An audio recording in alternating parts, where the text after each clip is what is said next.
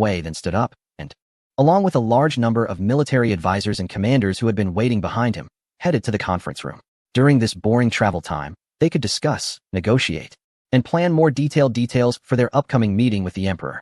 First of all, entering the solar system is not simple. According to what they understood, after the Horus Heresy, the human empire explicitly stated that during peacetime, no military forces are allowed to approach the solar system. Any approach would be considered treason. It's almost like being bitten by a snake once, being wary of ropes for 10 years, right?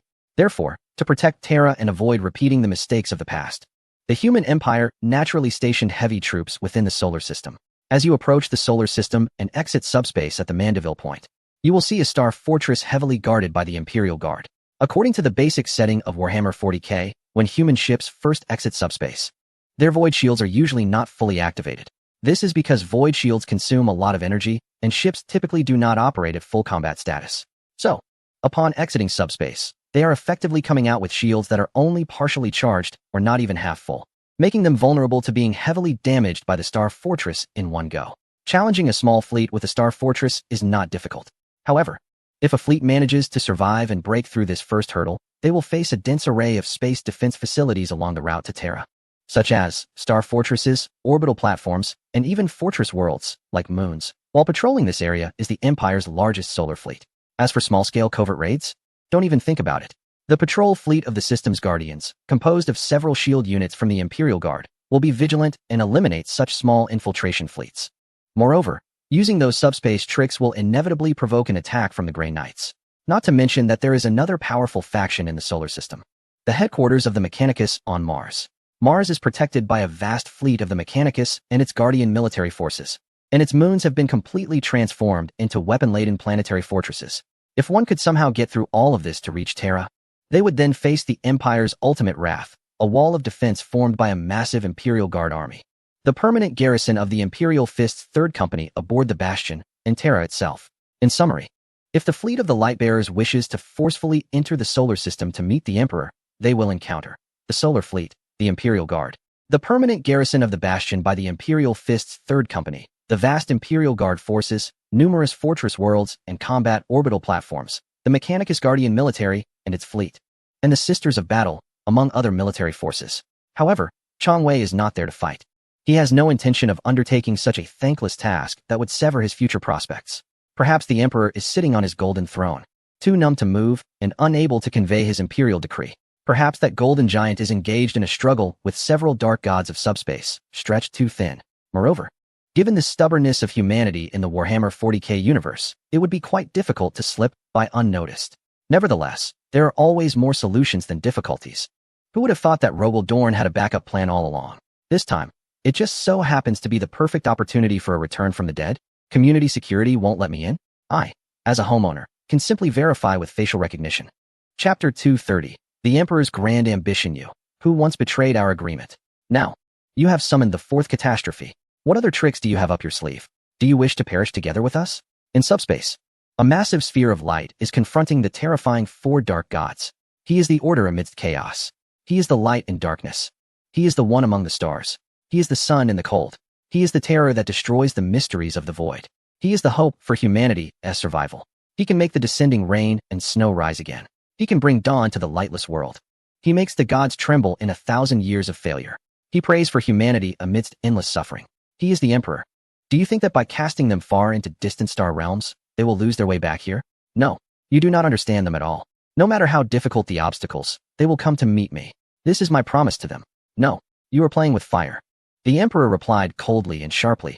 You cannot stop me. Just as you took my sons away back then, you will not stop my plans. Even if I am left with only a frail body, I will burn myself for all humanity until the final redemption is achieved. You are insane. All of you are mad. You all deserve to be extinguished. You all deserve to be corrupted. Let us wait and see. It has been over 10,000 years. On the day I fall, countless tears will be shed on the battlefield, and humanity's golden dream will waver in an instant. The Golden Throne seems to have betrayed my expectations. Physically, I have actually died. It is only the remnants of my soul that refuse to leave this decaying body, because I still want to witness whether humanity's fate has changed. However, without my leadership, I have watched as the human empire gradually devolved into a decaying, ignorant, and superstitious theocracy. My original intention has begun to deviate. The meaning I once articulated has been increasingly distorted. The people worship me as if I were a deity. But this immense adoration and faith, while strengthening my subspace entity, has also subjected me to unimaginable curses. Once I truly die, all of humanity may become my sustenance, helping me transform into a new dark god. I weep for the empire, and I lament the troubled fate of humanity. Even if the golden light of spiritual energy penetrates subspace, illuminating a radius of 50,000 light-years, and continues to burn for 10,000 years, it will become a beacon for humanity's fleets, guiding them through the terrifying and dark universe. But how long can I protect them? Clearly, my time is limited. I can feel it. I am gradually losing my humanity. The coldness and inhumanity that I once adopted to achieve noble goals may soon become my reality. When that moment arrives, what can I do for them? What can I do for my sons? What can I do for all of humanity that I cherish? Everyone will die. Everyone will be forgotten, and only I, transformed into a dark god, will be able to prove that humanity once existed. I will not accept such a fate. My grand aspiration is to create a land of happiness for humanity, to establish a utopia of science and reason for humanity, completely isolating humanity from the chaos of the gods, so that the material world will no longer be affected by the spiritual world. This is the ultimate connection between heaven and earth. All plans, sacrifices, deaths, heartaches, glories, battles, trials, and tribulations over the past 48,000 years will ultimately lead to the final outcome. Come, O promised one, I will sit upon the golden throne, waiting for your arrival. Let us end this all. In the solar system, the sacred Terra. Terra is the slowly beating heart of the human empire, the most densely populated and powerful planet in the entire galaxy. It has become a legend in the hearts of the empire's people, the place of the golden throne, and the sacred abode of the great emperor. There are breathtaking, towering buildings, alongside sacred and inviolable sculptures of angels and genetic entities. They overlook the earth from above, resembling deities gazing down upon their subjects. Such a magnificent and grand scene deeply shocks the desperate people at the bottom, who crawl on the ground like ants, reciting prayers and gospels, their thoughts seemingly purified in that moment, free from any blasphemous or heretical ideas. Indeed, this place is so sacred that most pilgrims, upon stepping onto the glorious earth, choose never to leave. It is as if they have found their own pure land, an ultimate paradise within their hearts. However, in reality, this world is a hollowed-out shell. Its soil has long lost its nutrients, and the atmosphere has turned into a severely polluted haze. Giant labyrinthine buildings cover the entire planet. The oceans have long been evaporated, and most mountains have been flattened, with only the Himalayas still standing tall, representing sacred significance. The vast majority of residents endure the most terrible poverty, their greatest hope being that one of their children can enter the ecclesiastical court and become a glorious and devout acolyte, the lowest rank within the court. Land on this planet is more valuable than any palace in other hollowed-out worlds. Only the wealthiest can own a small piece of land. Yet, on the other side of poverty and filth lies the imperial administrative and state religious institutions, with their resplendent palaces and grand, sacred temples. As a vast empire spanning the galaxy, the human empire possesses a complex and intertwined political system. After the emperor was moved to the golden throne, the lords of this world became the leaders at the top of the hierarchy. Each lord represents a major institution of the empire they govern. And there are 9 lords in the council, which include the head of the imperial administration, the pope of the state religion, the overseer of the mechanical deity S-Forge, the head of the imperial legal department, the imperial navigator envoy, the head of the Star Torch Institute, the master of the assassin court, the head of the Star Language Institute, and the representative of the Court of Judgment.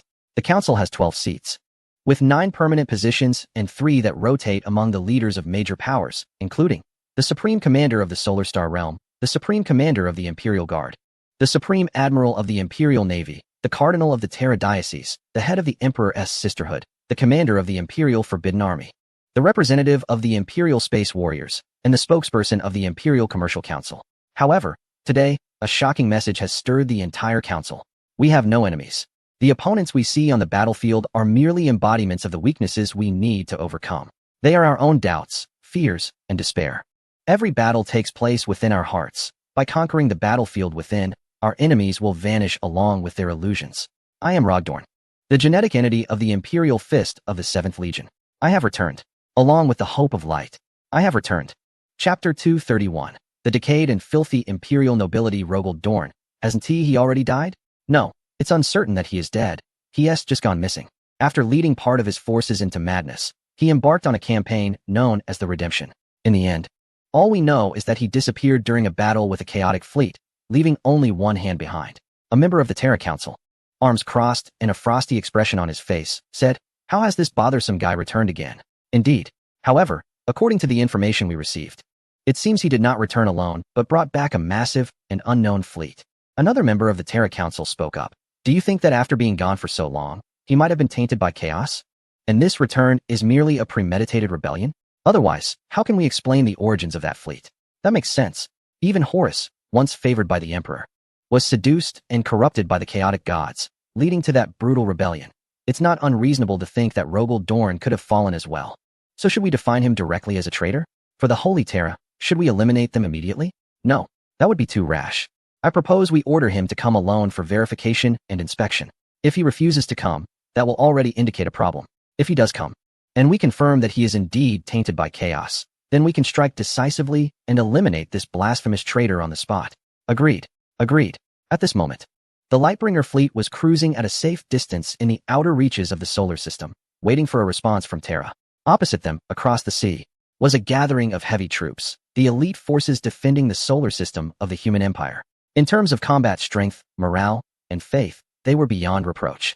If the Lightbringer fleet made any move that crossed the line or was seen as blasphemous, they would immediately launch a thunderous strike. The atmosphere was tense and oppressive. Both sides were on high alert, and any spark could ignite a monumental cosmic war. Changwei stood with his hands behind his back, gazing out from the viewport of the Huberians Bridge at the human Imperial fleet and the massive war fortresses, as well as the space combat platforms, and curiously asked Matt Horner behind him, "Has there been no response from Terra yet?" Matt Horner replied, "Commander, it has been over 3 hours since Rogel Dorn sent his message, but there has been no reply. They simply requested that we do not approach the solar system." Changwei furrowed his brow, beginning to worry. Based on his understanding of the Warhammer 40k universe, the current situation of the human empire was being rebuilt under the leadership of Robert Guilliman, the Primarch most adept at governance among the 20 Geneseed Primarchs. In this process, he presided over the compilation of a great scripture known as the Codex Astartes, laying the foundation for the Empire's future military and political system. One of the significant reforms proposed was the division of the Space Marine Legions. Every Space Marine Legion must be divided into several companies of 1,000 warriors each, with only one company allowed to inherit the original legion's name and insignia, while the remaining companies will be given new names and livery. This measure is intended to prevent too much military power from being concentrated in one individual's hands, thereby averting tragedies similar to the Horus Heresy. This process is referred to as the Second Founding, while the history of the Emperor personally creating the Space Marine Legions is known as the Primarch's creation. From this, it can be seen that Robert Guilliman not only possessed great vision but also harbored considerable ambition and a desire for power. Otherwise, he would not have rushed to establish a so-called Second Empire before the Emperor had fully passed away, becoming the current regent. Under the influence of Robert Guilliman, the entire human Imperium adopted an ancient feudal political system. Since the Emperor took the Golden Throne, the supreme ruling power of the Imperium has been held by the High Lords of Terra. Below the High Lords are the Imperium's highest administrative body, the Department of Internal Affairs, and the highest judicial body, the Department of Justice, as well as the Astronomicon, which manages psychers and maintains communication between central and local authorities, and the Astral Navigation Office responsible for subspace navigation. The Imperium is vast, encompassing billions of planets. Each planet is referred to as a world, governed by a local planetary governor. Based on the function of the planets, each world in the human Imperium is named accordingly and categorized into agricultural worlds, industrial worlds, prison worlds, garden worlds, forge worlds, and the renowned throne world, which is Terra. Essentially, each world practices autonomy, whether under monarchy or democracy, as they see fit. However, they must submit to the absolute rule of the Imperium. Otherwise, the Imperium does not hesitate to deploy military forces to cleanse the area. Moreover, this includes the mandatory tithe to be paid periodically, strict regulations on psychers, and an absolute prohibition on cooperation with non-human races. However, this situation inevitably leads to the power structures of the Imperium becoming corrupt and filthy, obsessed with the control of status and power, becoming a breeding ground for corruption and darkness. In terms of religion, since the Emperor ascended the Golden Throne, the state religion has become the only official religion of the Imperium. They disregard the Emperor's teachings in favor of promoting blind worship and obedience to the Emperor, viewing any other religions as heretical. It emphasizes that defending the Imperium from all external forces and Xeno subversion is the duty of every imperial citizen.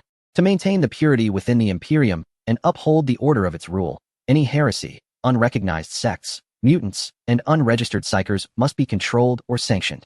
In simple terms, using the name of the voiceless emperor, it demands that everyone behave themselves, respect authority, and refrain from opposing or contradicting their superiors. Otherwise, they are deemed heretics and disloyal. There's a humorous anecdote online that says if a space marine is too weak and easily defeated, the tribunal will consider him irreverent and disloyal to the emperor. But if he is too powerful, the tribunal will suspect him of being tainted by chaos and label him a heretic. Damn. Are they trying to force the Astartes to act recklessly? It's clear how absurd the high-ranking officials of the human empire in power have become. Under such multifaceted circumstances, it's hard for Chong Wei not to suspect that the big shots on Terra have no desire to see Rogel Dorn's return, nor do they welcome the arrival of the Light Chaser fleet. Years of power and conservative thinking have made them resistant to significant changes within the empire. If this is truly the case, gaining an audience with the emperor won't be easy. Just as Chong Wei was lost in thought, a response came from Terra. The order demanded that Rogel Dorn and the supreme commander of the Light Chaser fleet proceed alone to the sacred capital, without their armies, to pay homage, or be branded as traitors. Chapter 232. Purge the court, restore order. Commander, going alone is too risky. We don't know their true intentions. This could be a blatant scheme to eliminate our leadership. Chong Wei was well aware, but the message was clear. Refusal would be treated as rebellion. Sometimes, Chong Wei genuinely felt that the human empire in the Warhammer 40k universe was downright tyrannical. They'd rather resort to force than reason. And when they did engage in dialogue, it was only out of necessity, if not for their shared humanity and the respect for the gene-forged Primarch Rogel Dorn. The two forces would likely have already clashed. Who do you think you are? How dare you lead a massive fleet so boldly into the solar system? This is nothing short of blasphemy against the Emperor, a blatant disregard for our sacred empire. It was easy to imagine the hostility and contempt Chong Wei would face from the Emperor's fanatical devotees upon arriving alone on Terra. He might be treated like a criminal, detained, interrogated, humiliated, or even executed and subjected to inhumane tortures, all to satisfy their twisted piety. But Chong Wei, having anticipated this, had no intention of playing the helpless lamb. No matter what, he would meet the Emperor, and no one would stand in his way. However, launching a full-scale assault on the capital would inevitably lead to heavy casualties on both sides. According to the System's mission, the human empire was crucial for the Light Chaser fleet's future campaigns to unify the galaxy. Meeting the Emperor was not only to fulfill a pact with the system, but also to secure legitimacy, a mandate for the fleet to wage war in the Empire's name. If this led to hostilities between them, even the Emperor might not look favorably upon it. So, how could they avoid massive bloodshed? Chong Wei's gaze drifted to the pride of Alteris and memory of Noxon floating outside the viewport. Suddenly, it hit him, a jolt of realization. Hell, he'd been overcomplicating things. The Light Chaser fleet's strength was now on a completely different level. Why bother with intricate strategies and tactics? Why not just rally the forces and press forward? In the face of a significant technological gap, any strategy or tactic is powerless. Moreover, with the average technological level of a level 4 civilization of the human empire in Warhammer 40k, whether they can break my shield is already questionable. Not to mention I have various advanced technologies, like time freezing. As long as I am not ambushed, what can you do about it? Even if I don't attack you and just walk past you with swagger, can you stop me? Chong Wei's gaze sharpened as he quickly expressed his views to Matahona and the others. Immediately, this strong sentiment received the approval of many commanders. However, some staff members raised their concerns. Wouldn't this be inappropriate? After all, we are acting without proper justification, and barging in like this would be extremely humiliating. Given the other party's level of devotion, they might go crazy and launch a suicidal attack against us. Additionally, the implications could be severe if they declare us rebels. It would leave significant risks and drawbacks in our future relations with the human empire. This staff member's viewpoint held some merit. But Chong Wei had already thought of a solution: to clear the court and rectify the governance. Clear the court and rectify the governance? Exactly. Our luminary's fleet is not unjustified. Firstly, how much does the great loyalist Rogel Dorn cherish the Emperor? This is common knowledge. Otherwise, the Emperor wouldn't have entrusted him with the construction of the most important Imperial palace on Terra. Furthermore, the Imperial Fists of the 7th Legion have always been a crucial force in defending Terra. How could such loyal warriors possibly rebel? Who would believe that? Let us not forget, up until now, the 7th Legion and the Phalanx are still stationed in the orbital zone of Terra. When Rogel Dorn raises his arm and calls, who do you think the 7th Legion will follow, him or the Terran High Lords? Moreover, strictly speaking, we luminaries responded to the Emperor's summons to come to this universe. Although the Emperor cannot speak while seated on the Golden Throne, the fact that we are his summoned allies is indisputable. Perhaps he has been eagerly awaiting our arrival to meet with him. and we have shown sufficient respect. However, the Terran High Lords, after Rogel Dorn's friendly notification, harshly ordered us not to approach, and now they command me and Rogel Dorn to go to Terra alone. What are they planning? To hold us accountable? And then take the opportunity to imprison us? Therefore, I am very suspicious of their intentions and motives, and whether they still hold true loyalty to the Emperor. The crowd lowered their heads and nodded silently. Upon careful reflection, it indeed seemed that way. Think about it. There are a total of 12 seats in the Terran High Lords, and the ones we can be absolutely certain are completely loyal are only the Fabricator General of the Adeptus Mechanicus, the High Matriarch of the Adeptus Sororitas, and the Commander of the Imperial Guard. It's not that the others are disloyal, but rather that when they are loyal to the Emperor, they inevitably mix in their own thoughts and objectives, along with various gains and losses. Although the Space Marines have a seat at the Council, they have never had a representative, as each chapter fights its own battles without a unified leadership system, which is clearly the result of Guilliman's influence. The outcome is that this seat has effectively been rendered useless. The Emperor's custodians, while having a position in the Council of the Lords of Terra, essentially do not participate in imperial affairs and rarely leave the Emperor's palace on Terra. This too means that their seat is nearly ineffective. In contrast, the Ecclesiarchy controls the most institutions, giving them a greater chance of securing positions in the Lords of Terra Council. Looking at it this way, how many seats can the absolute loyalists truly occupy in the Council? The power of speech and decision-making has already been divided among the 9 permanent seats, leaving the remaining non-permanent seats either nearly ineffective or largely dependent on the permanent seats' opinions. Thus, the human empire is in disarray, and they bear at least half the responsibility for this. What kind of behavior is this? Are they traitors and sycophants of the empire? Therefore, should the purifiers cleanse the court and rectify the governance? With this understanding, everyone began to act under Chong Wei's guidance. The Council of the Lords of Terra, is it? If you refuse to accept our courtesy, then do not blame me for being merciless when I strike back. Activate the shield overload and reconstruct the beams and protective shells. Prepare to deploy temporal freeze, stasis, and immobilizing beams. All forces, engage engines, enter the solar system. Target, Terra. We will march directly towards them.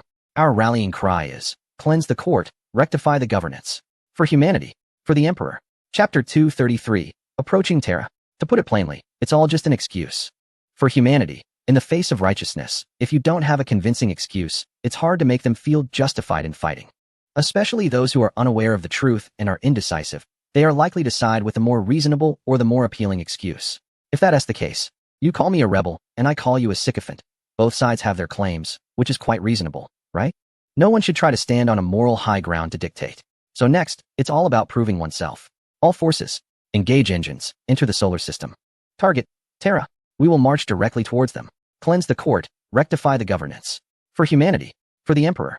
With Chong Wei's command, a large wave of starships advanced like mighty beasts, forming a grand and orderly array, heading towards the solar system. The ship memory of NYSYN activated shield overload for the entire fleet, reconstructing beams and protective shells. At this moment, all warships in the Purifier's fleet suddenly shone with brilliant shield light and protective fields, gathering together like an indestructible moving wall, slowly advancing towards the fleets and fortresses of the human empire. Observing the actions of the Purifier's fleet, the commander of the solar sector immediately roared, Rogel Dorn has betrayed the Emperor. Everyone, it's time to show our loyalty. Block them. Countless beams of light erupted instantaneously, cascading down like a torrential waterfall. The once silent expanse of space was suddenly transformed into a magnificent tapestry. At the forefront of the fleet were the main super battleships, which not only boasted immense size and powerful shields, but also formed a unique cooperative defensive formation, coupled with various protective fields affecting the entire army. It was nothing short of terrifying, leaving onlookers in awe. How could this be? The strength of the opposing shields did not allow for much contemplation. The fleet had already begun to increase speed, charging forward with great force. The overall commander gritted his teeth and issued a death order. No matter what, they must hold the defensive line. They could not fail the Emperor. They must not allow the enemy to reach Terra. In the next moment, all major battleships and combat platforms moved into position, ready to execute their signature jump attack strategy. In an instant, roaring battle cries erupted from countless soldiers. What is your duty? To fulfill the will of the Emperor. What is the will of the Emperor? To fight to the death. Why fight to the death? For what we believe in. Today, we stand united. For the Emperor. To annihilate all invading enemies. Time seemed to freeze at that moment, as a tense and deadly atmosphere enveloped the entire space, as if a colossal cosmic war was about to erupt. The commander gazed ahead at the fleet, and even from a distance, he could feel the unwavering faith and fearless determination of the enemy. Sacrifice was for the Empire, devotion was for the Empire, and faith was for the Empire. The Empire possessed all noble qualities, but also bore the shadows of decay and corruption. Some chose nobility, some chose mediocrity, and some chose depravity. The intertwining stories of all these individuals created such a splendid epic. It forged such a great empire. The greatness of the empire was never defined by decayed state doctrines or so-called High Lord councils, but by the countless humans who built the towering walls for their homeland. For the sake of the Star Torch, illuminating every corner, these brave and loyal soldiers should not perish here. The commander immediately issued orders. Prepare to unleash the pride of Otheris for time freeze, time stagnation, and static beams. This will control the actions of the Imperial forces. Prepare the paradox engine for seamless time stop. Unity, create a gravity well to clear the fleet's path and deflect all obstructing Imperial forces. At the same time, activate the ability to distort reality and erase atomic bonds, neutralizing the Imperial battleships charging toward us, eliminating their engines to prevent them from advancing further. The Tears of Rupert and all Level 5 civilization battleships maneuver swiftly, neutralizing the attacks of the Imperial forces one by one. Remember, the Imperial forces are not our enemies. We do not need to remain here and engage in futile conflicts, causing unnecessary casualties for both sides. All troops, quickly penetrate to Terra, then immediately blockade the planet's orbit, while simultaneously launching airborne landings, taking control of the High Lord Council. Then the Fire Legion will accompany me to meet the king. The dazzling brilliance flickered across the sky, and the resplendent stars shone brightly. Countless warships of the Imperial forces, cosmic fortresses, space combat platforms, assault boats, and fighter jet formations were all frozen in place by a terrifying force.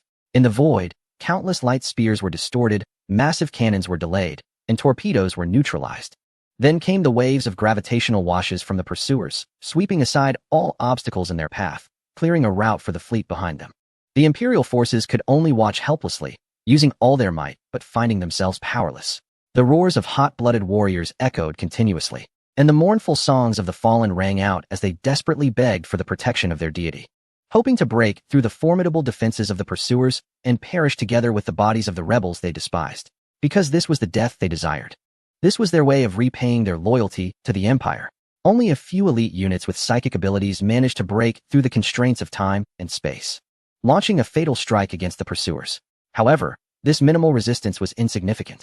The vast technological gap could not be bridged merely by courage and determination. A Level 5 civilization warship could easily penetrate a Level 4 civilization fleet without taking any damage. Just imagine the overwhelming pressure a Level 6 civilization warship would exert on a Level 4 civilization fleet. The outcome was evident. Accompanied by the deafening roar within the ship's cabin, the pursuers surged into the solar system like a tempest, with the distance between the main forces shrinking to mere meters. The Imperial forces were utterly powerless against such a formidable enemy. Whenever they attempted to launch a suicidal charge or form a human wall with their fleet and fortresses, the enemy countered with various means to neutralize their efforts. Before long, the two fleets passed each other, like two determined swordsmen brushing past one another. The atmosphere shifted, and the power surged. The battle they depicted was grand and magnificent, with flames erupting and cannon fire lifting debris, creating a breathtaking scene.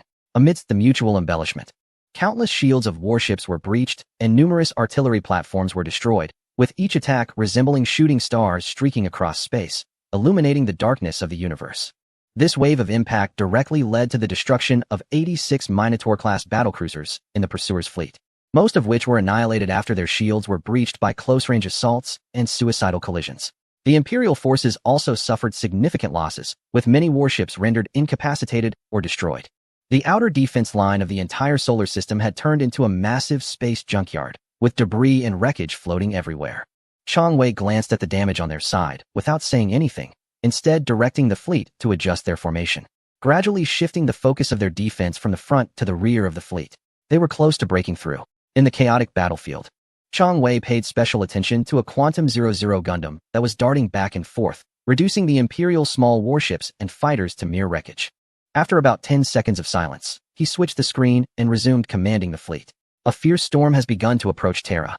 Is this the afterglow of the Empire's sunset, or the dawn of hope? The answer will soon be revealed. Chapter 234, The Landing Battle of Terra. I am Rogel Dorn, the gene progenitor of the Imperial Fist's Legion, one of the 9 loyal progenitors. Warriors of the Empire, listen to me. I am by no means a rebel.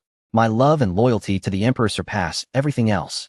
However, since the great Emperor ascended to the Golden Throne and became unable to speak, The vast empire has gradually decayed and fallen over the past 10,000 years. The emperor's original intentions have been increasingly deviated from. The emperor's proclamations have been increasingly distorted.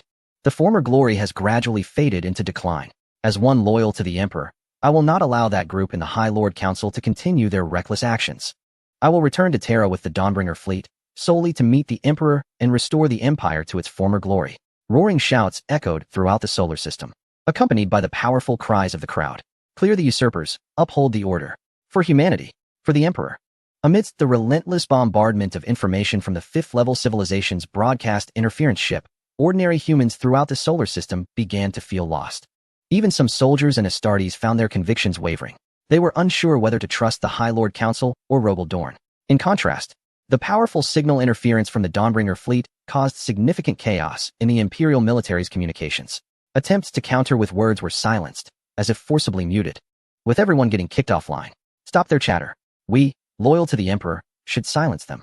It was impossible to articulate even a complete sentence, let alone command operations. Meanwhile, the Dawnbringer fleet, taking advantage of the chaos in the Imperial military's command, rushed towards Terra, despite facing obstacles from Mars and the Moon. Yet, nothing could halt their advance. Moreover, under Rogel Dorn's strong persuasion, the last line of defense deployed in orbit around Terra, the 7th Legion and the Mountaineer, had all turned their allegiance, choosing to stand with their returning progenitor. Consequently, the planetary orbit of Terra had essentially been secured, leaving only the ground landing operation to be completed. The entire fleet immediately set up defenses, sealing off the surrounding star regions, preparing to repel anyone attempting to approach with force. It is important to understand that planetary landing operations often incur the highest casualties, regardless of the era. On one hand, there is the unfamiliarity with the landing environment, which can lead to stagnation and risks from fire coverage and ambushes. On the other hand, there are massive anti-aircraft weapons that can destroy many fragile landing pods even before they touch down. Therefore, to minimize casualties, the attacking force must either secure air superiority beforehand to eliminate the planet's anti-air defenses and heavy firepower before launching an airborne assault, or use surprise tactics or advanced rapid descent methods to deploy troops onto the ground. For example, the warp technology of the star spirits. The former is not advisable because this is the throne world of the human empire, Terra, which has a long history and significant political and cultural meaning. If orbital bombardment is used, it would undoubtedly cause massive destruction and casualties among innocent people on Terra. Consequently, not only would the Emperor be displeased, but there would also be severe criticism from all of humanity in the future. The latter option is even less acceptable. The warp technology of the star spirits is only applicable to their own kind and cannot be used normally by other races. Even if one could barely meet the physical requirements for warp, the intense discomfort following the jump would lead to a temporary loss of normal combat capability, as Chang Wei has already experienced. Chang Wei's original intention was to confront corruption and restore order while forcefully entering Terra. If a group of star spirit paladins were to be airdropped, wouldn't that be akin to an alien invasion? It would instantly ignite the flames of anger in the hearts of the populace, prompting them to rise up against the light bearers. Therefore, Chang Wei could only send human troops to land. Moreover, this human force could not be too weak. Otherwise, the elite forces stationed on Terra and those guards protecting the palace would thoroughly teach them a lesson. There was no need for excessive contemplation. Chang Wei had already come to a decision. He ordered Rigo and his Fire Legion to carry out the first wave of airdrops. With their force sensitivity, they could minimize the risk from anti-air fire and ground ambushes, quickly clearing a safe landing zone for the subsequent troops. The second wave of airdrops would be executed by the Titan forces piloted by Tieshu. Their mobility and adaptability to various situations are excellent, making them suitable for operations behind enemy lines. I need them to block certain key routes, especially to mark or destroy any threatening anti-air positions, while providing some fire support for the Fire Legion. The third wave will be the command center of the human forces, primarily using SCVs, along with a large number of siege tanks, vulture vehicles, hurricane vehicles, and Thor units to establish a blockade, set up artillery, and lay mines to defend against possible reinforcements from the mechanical cult's Titan forces. Begin the operation. Rigo, now the commander of the Fire Legion, is no longer the same as he once was, in terms of strength or presence. He shouted loudly, surrounded by the red-armored troops, and issued a passionate battle cry. The Fire Legion is unstoppable and invincible. In our first battle, we will win with my command. Everyone, prepare to board. Boom, boom, boom. Landing crafts were launched, plummeting into the atmosphere of Terra at high speed. As the black and white skyline vanished and the murky clouds slowly parted, All the Astartes of the Fire Legion saw countless light points on the ground, like a massive barrage, shooting towards them in a terrifying scene. Danger! The force warnings blared repeatedly, and the technical soldiers operating the landing crafts gripped their controls tightly, executing extreme evasive maneuvers in the descending heights.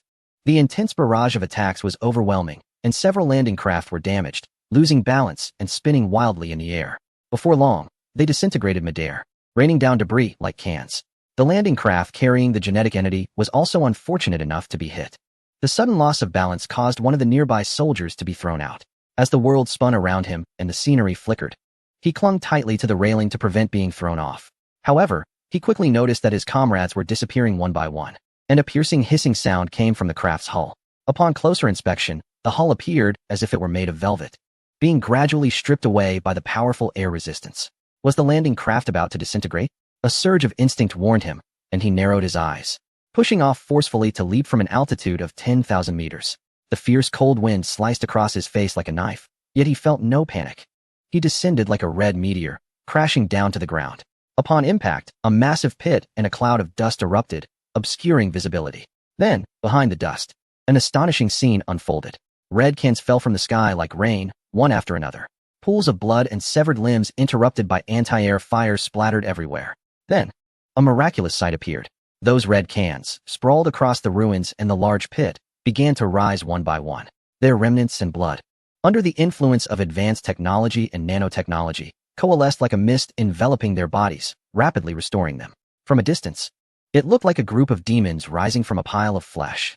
Before long, as the dust settled, he emerged from the pit unharmed, his eyes filled with determination. The landing operation had begun. Do you have the power to kill someone like me? Chapter 235, Genetically Modified Cornwhack. I'm so happy. I've seen a few hosts, but none had such audacity. They are directly colonizing this world. It's exhilarating. I'm almost at my peak. Isn't that right? My last host was such a petty individual, lacking ambition. After unifying the world, all he did was summon pretty ladies and valkyries to play around, completely disregarding us. The iron-blooded men who risked our lives for him. Unlike our current commander, who is so wise and benevolent, leading us into battle here. It's simply imposing. Everyone turned to look at the speaker, their eyes filled with admiration. Look at you, with your white stockings, high cuts, and ample assets. Is this your reason for becoming a battle nun? Aren't you here to reward your brothers? Hee. What are you all staring at? Even if I'm rewarding myself, I won't give you any benefit. Besides, I was just randomly pulled into the battle nun squad by the system. After a quick round, when I return to the Golden Throne in 18 days, I'll be back to being a fine man. Alright, enough chit-chat. It's almost time for our fourth wave of landing troops to be deployed. Now, I must settle the score from back then. Is anyone interested in teaming up to steal the Golden Giant's toilet paper?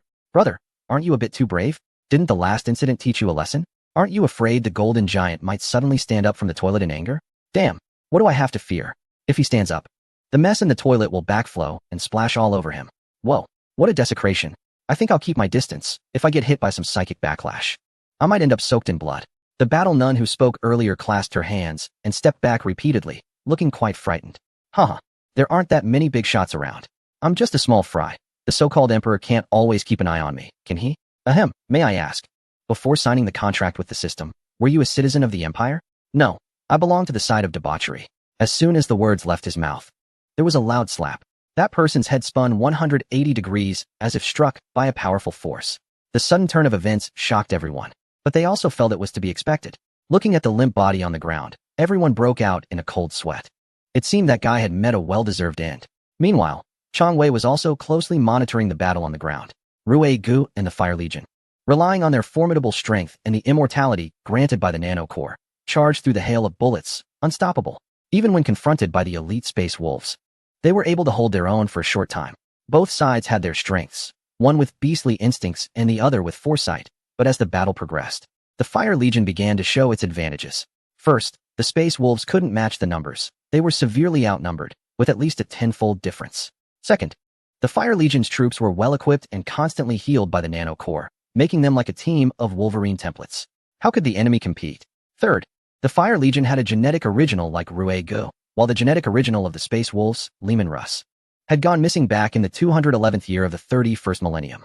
Thus, the fiercely resisting Space Wolves ultimately ended up with all four limbs chopped off and were detained together, awaiting a future resolution of misunderstandings to receive treatment and recovery. preventing any loss of life amidst the chaos. After clearing a large area for safe landing, the Fire Legion split into two routes, heading towards the Terra Lord's Council and the palace. Upon receiving the signal, the Titan mech units descended from the sky, beginning their targeted demolitions, searching for objectives, stealthily incapacitating foes, and blasting through roadblocks and heavy Imperial firepower. At the same time, they provided some fire support for Ruiji's Fire Legion. Under the sudden weakening of air defense firepower, the third wave of troop deployment began. The Lightbringer directly captured a human command center, and then a large number of SCVs started constructing fortifications, in conjunction with mechanized units airdropped by transport aircraft to set up tight defenses at various key points. Have you heard of the 8-gate turtle formation? When it comes to defense, the human forces in StarCraft are top-notch. Want to forcefully break through? Wait until our SCVs are wiped out first. From a high altitude, one could see that their defensive positions were interconnected, forming a stronghold that tightly surrounded the palace in the center. Any external support would find it extremely difficult to break through. However, the reason for deploying a fourth wave of troops was to take the opportunity to control various administrative departments of Terra, protecting those diligent Imperial officials, so that once the royal audience concluded, they could continue to play their roles or directly initiate accountability procedures. Now, as the battle is about to enter the final critical moments, the powerful Imperial Guard stationed at the palace is undoubtedly a massive obstacle to Reg and his team. Whether they can successfully open a path to meet the Emperor depends entirely on them. As for those fleeing Lords of Terra, Chang Wei didn't pay much attention to them because the planetary orbit had already been sealed off by the Lightbringer fleet, preventing anyone from escaping the planet. Once everything is over, they can be slowly extracted for judgment. Guilty will be punished, and innocent will be released. Chang Wei will not wrong a good person, nor will he let a bad person go. Although the Grey Knights are battling the canned troops of the Flame Legion on the side of the Terra Lords, the scene at the palace where Reg and his team are facing genetically modified Khorne is clearly more captivating. The scene shifts, and Chang Wei stares at the screen, his expression growing tense. Facing the Imperial power ceiling, can this strongest unit under Chang Wei's command achieve victory? The answer will soon be revealed. Reg looked towards the entrance of the palace, where a group of soldiers clad in red cloaks, wearing golden heavy armor, and wielding various weapons stood like a formidable wall. Confronting their side, he couldn't help but swallow hard. Beside the Imperial Guard, there was also a group of silent sisters, standing at about their waist height, their faces showing determination. This terrifying and powerful combination was something Reg had only heard of but never seen. Well, today, you will witness it. Chapter 236, The Emperor's Manifestation. The Golden Khorne warriors are the most powerful fighters under the Emperor, aside from the genetic originals. Whenever sunlight shines on their gleaming golden armor, it heralds the glorious arrival of the Imperial Guard. They are the Emperor's elite, responsible for guarding the Palace of Terra and the Golden Throne within, while also overseeing the operations of the Star Torch. The leader of the Imperial Guard is known as the Marshal, accountable only to the Emperor, theoretically. No one else has the authority to deploy or supervise the Imperial Guard, not even the Regent Robert Gilliman. Each Imperial Guard is equipped with the best weapons in the Empire, blessed by the Emperor himself. This group of powerful and noble warriors can instantly reduce their enemies to nothing but pulp and can defeat formidable foes with ease. Their overwhelming presence is such that even the most skilled opponents can only temporarily delay their inevitable downfall. Those who stand against them, no matter how fierce, ultimately bow to their unmatched masculinity, for the forces of dark magic merely brush harmlessly past their resolute aura. The elite guardians of the Empire are the most extraordinary genetically modified soldiers, but unlike their counterparts, they are not born for conquest. Their primary role is to serve as protectors. While their counterparts undergo specialized training to learn teamwork, these guardians predominantly operate independently, never relying on support from their peers. Although they mainly engage in combat as individual units, each guardian seems to possess an instinctual ability to fight valiantly without burdening their comrades, even predicting their allies' next moves perfectly and providing flawless support when the moment arises. Moreover, these guardians excel at learning and researching various combat strategies over the long term, which has resulted in them becoming knowledgeable and formidable warriors. To illustrate their strength, one might compare the guardians to their counterparts as being analogous to the latter compared to ordinary mortals. In the original narrative, a single guardian squad could easily cause chaos among thousands of foes, and there were instances where 10 guardians and 30 sisters held their ground against an entire ship of seasoned warriors without defeat. It can be reasonably concluded that a well-trained guardian could take on 1,000 ordinary soldiers, and when facing regular troops, they could stand against 10,000. Of course, the guardians are not a singular unit. Internally, they are divided into various categories. The Sentinels, akin to frontline infantry, the Iron Riders, similar to rapid response units, The Thunderstorm Brigade, equivalent to long-range firepower, and the Inspectors, dedicated to covert operations, intelligence gathering, and assassination. There are also the Undying Legion, essentially the fearless mechanized units. The Chosen Warriors, always ready for various missions, and the Shadow Keepers, responsible for guarding treasures sealed by the Emperor. Additionally, there are the Sky Shield, the Punishing Forces, the Solar Guards, the Emperor's Envoys, the Emperor's Eye, the Purifiers, and the 300 elite attendants providing close protection to the Emperor. In short, even if the most powerful entities were to arrive, they would find little favor here. Despite being a pinnacle of imperial military might, the Guardians do possess weaknesses, particularly in their resistance to psychic powers. To counter this, the Silent Sisters, who have anti-psychic abilities, often collaborate with the Guardians to eliminate all enemies of the Emperor. Thinking about the information regarding the Guardians, the individual felt a bit anxious. After all, no one wishes to be the one on the receiving end of a brutal defeat. Therefore, if they could negotiate to meet the Emperor through the Guardians, it would be an ideal outcome. Although the hope seemed slim, it was worth a try. As a result, the figure put away the sickle and hammer, stepped forward, and loudly addressed the leading elite guard. I am Johnny Rucco, the Gene Original of the Flame Legion. I come to seek an audience with the great human Emperor. The leader of the elite guard, seemingly a centurion, remained unfazed and simply replied, "What does it have to do with me? Hey, what's with that attitude? What does it have to do with you? Get this straight. I am a Gene Original too. We just want to meet the Emperor, and we mean no harm. What does it have to do with me? Are all of you elite guards this arrogant? What does it have to do with me? Damn, just like those nobles. Always straightforward, so no matter what we say, you won't let us through, right? Unless we step over your bodies?" The figure was also provoked and glared fiercely, slowly drawing out his monomolecular flame sickle and kinetic energy hammer, then raised one hand towards the elite guard and issued a command to the Astartes behind him. Flame Legion. Attack. Roar. Roar. Roar. With their blades pointed forward, they charged fearlessly, unstoppable in their assault. Thousands of Crimson Warriors shouted their slogans, marching in a synchronized and heavy rhythm, beginning their charge against the elite guard. Immediately, the entire scene felt like banners fluttering and war drums thundering, igniting the blood of onlookers. The elite guard also did not remain idle. Clad in golden armor and wielding long spears and massive shields, they erupted with fervent battle cries. Where we point, it is the Emperor's decree. Our blades are the Emperor's will. My heart is like fire, unquenchable. My will is like a mountain, unshakable. The two sides clashed in an instant, the sounds of weapons and armor echoing across the battlefield. Each collision sparked intense flames, instantly adding a grand and magnificent color to this breathtaking battle.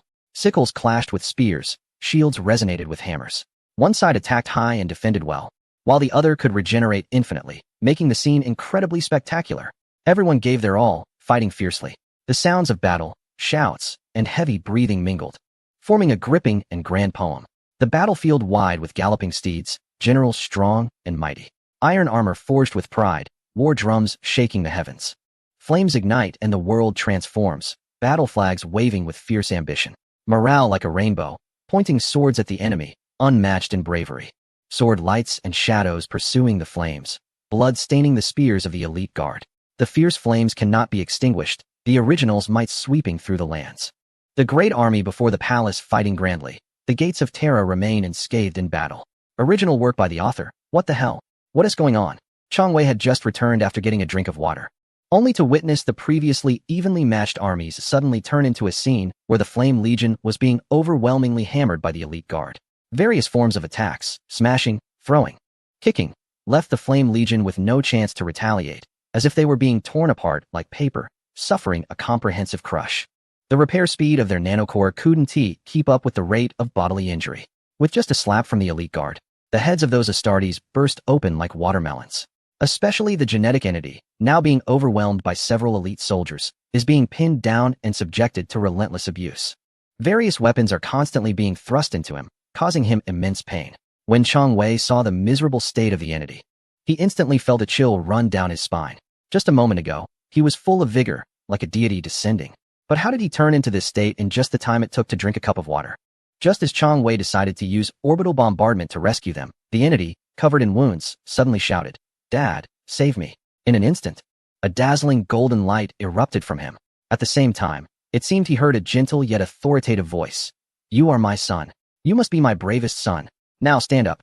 As the entity bathed in the sacred and majestic golden light slowly rose from the ground, the elite soldiers, who were engaged in battle, simultaneously halted their actions and kneeled down towards the figure in the golden light.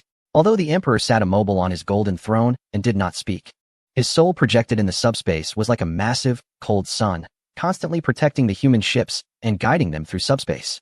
Occasionally, the emperor would cast his gaze upon the most devout followers and the bravest warriors of the empire, bestowing his blessings upon them. Even in the depths of despair, they would radiate brilliant golden light, rise again, and overcome all difficulties. This phenomenon was referred to by the empire's subjects as the emperor's manifestation, regarded as a supreme honor and miracle. Those who received blessings were seen as recognized and favored by the emperor, garnering admiration from countless Astartes. Even if they were mere mortals, this was an honor that even they could not attain. In the eyes of the most devout individuals in the empire, such blessings were considered imperial decrees, a way for the emperor to convey his supreme will through that person's body. It could be said that the actions of those blessed represented the emperor. Thus, when the elite soldiers of Terra saw the entity radiating dazzling golden light, blessed by the emperor, they all realized their current actions were obstructing the emperor's will. Fearful, they all knelt in reverence, upholding their loyalty. Seeing this, Chang Wei, who had been leaning forward, almost pressing his face against the screen, slowly leaned back into his seat and let out a sigh of relief. With this, Terra had secured victory. Quickly send relevant personnel to declare the cessation of hostilities in the solar system in the name of the emperor. Go now? Yes, Commander. Soon, the news spread. With the elite soldiers' support, millions of the Empire's elite forces, who were attacking the formation, as well as a large number of Titans that had been mobilized, ceased their assault. Although the High Lord leading them is urging them to continue their counterattack, very few are responding. They all see the brilliant golden light erupting from the direction of the palace, a sign that the Emperor has manifested. Moreover, those who can serve as the defensive force to protect Terra must be individuals who hold deep admiration and loyalty to the Emperor. Once the High Lord Council loses its righteousness, how many people can they still command? Have they not noticed that even the Imperial Guard has begun to choose sides? This indicates that the opposing side represents the will of the Emperor.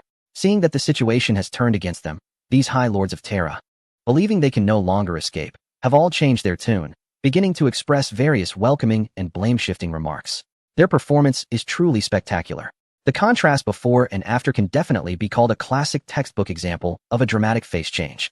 Before the war, the vile traitor Rogel Dorn has betrayed the Emperor and allied with chaos. We cannot let them approach the solar system. After the war begins, the traitor Rogel Dorn and his evil fleet are breaching the solar system. We must hold the line.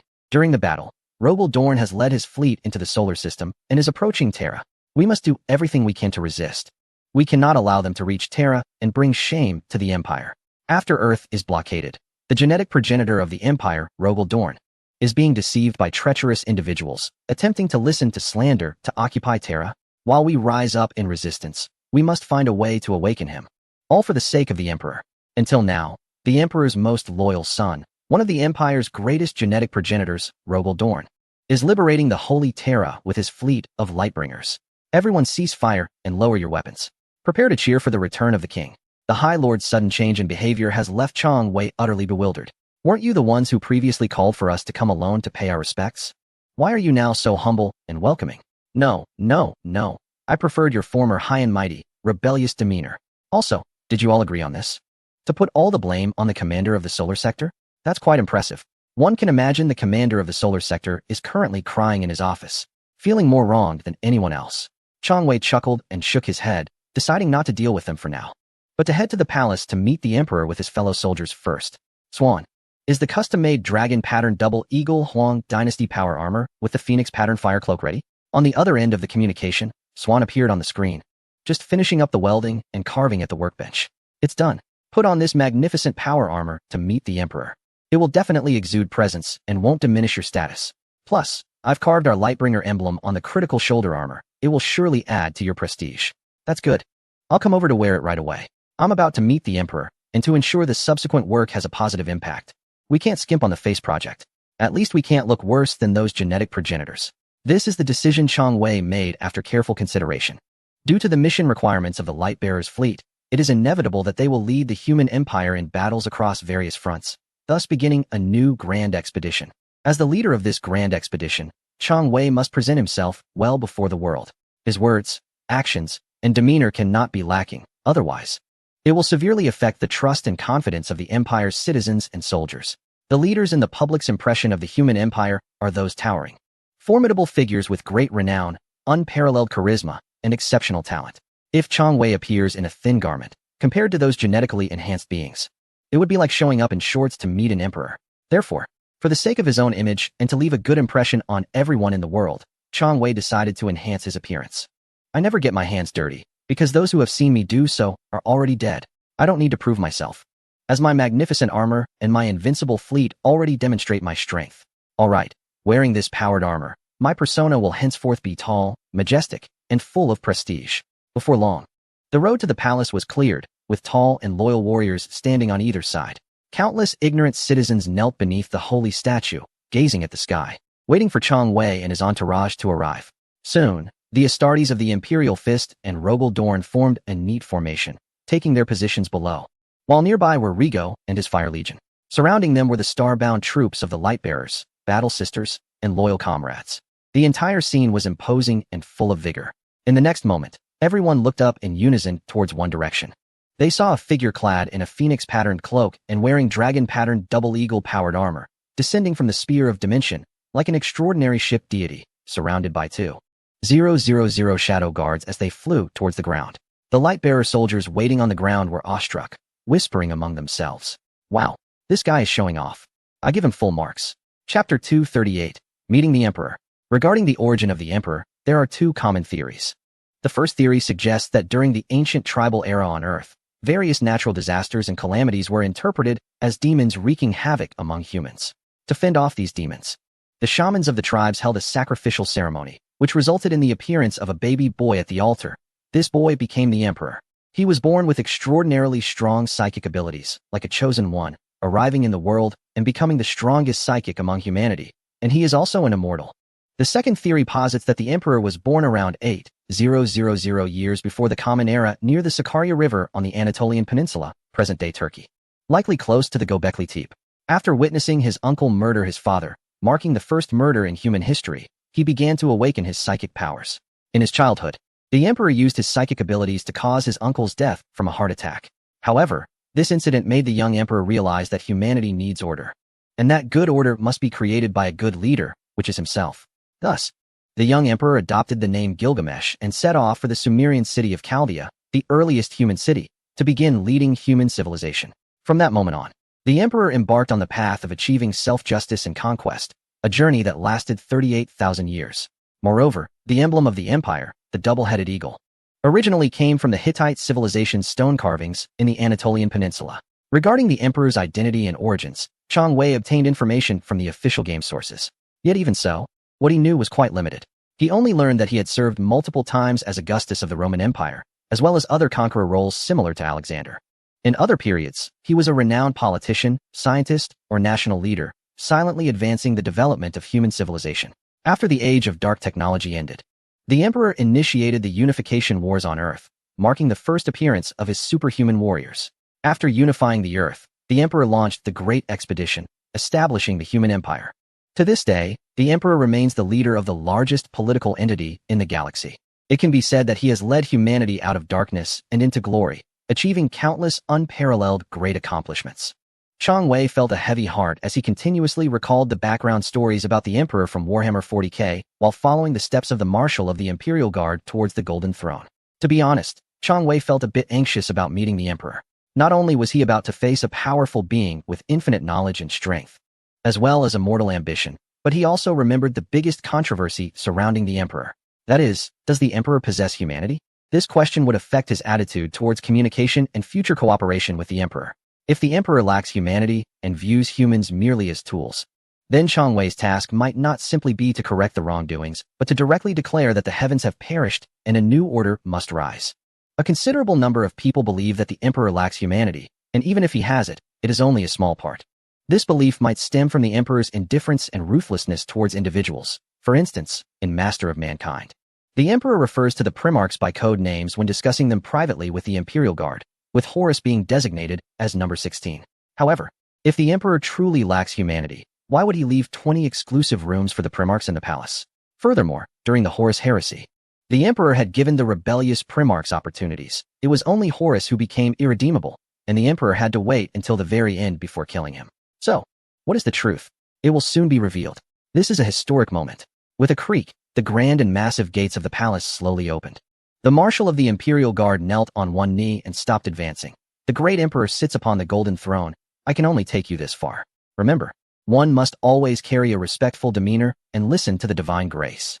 Chang Wei nodded at him and then stepped inside with large strides. As he arrived, a chilling wind began to sweep through the entire underground palace. Accompanied by an eerie atmosphere, the great door of the palace slowly closed again. Bang! With a loud noise. Chang Wei turned back to see that there was no way to retreat. Continuing forward, he soon arrived at a resplendent hall. At the end of the hall was a massive device made up of countless pipes and connections, or rather, a golden throne. On the golden throne sat a decayed human corpse, towering at about 24 meters tall. Although Chang Wei had prepared himself mentally, witnessing such a horrifying scene still left him quite shocked. According to Chang Wei's understanding, the golden throne was a spiritual energy amplification device requiring vast amounts of spiritual energy to maintain, with an unclear origin. The emperor sat on the golden throne to stabilize the breach in the web caused by Magnus, for if it were to break through, the realm could become a second eye of terror. Moreover, sitting on the golden throne allowed the emperor to observe the world from a higher dimension, facilitating his watch over his subjects. However, as time passed, issues began to arise with the golden throne. The required spiritual energy was increasing, and the researchers were at a loss after much study. Additionally, unable to ascertain its side effects, and with the faith of countless beings worshipping it for over 10,000 years, who could guarantee that the being seated on the throne was still the emperor of old? Chang Wei cautiously approached step by step, and, addressing the decayed corpse of the emperor, spoke powerfully. I am General Chang Wei, the highest commander of the Luminous Fleet. We have answered your call and come before you, specifically to fulfill the agreement made with your lineage back in the day. Can you hear me? The skeletal corpse sat silently, showing no reaction, and there were no anomalies in the surroundings.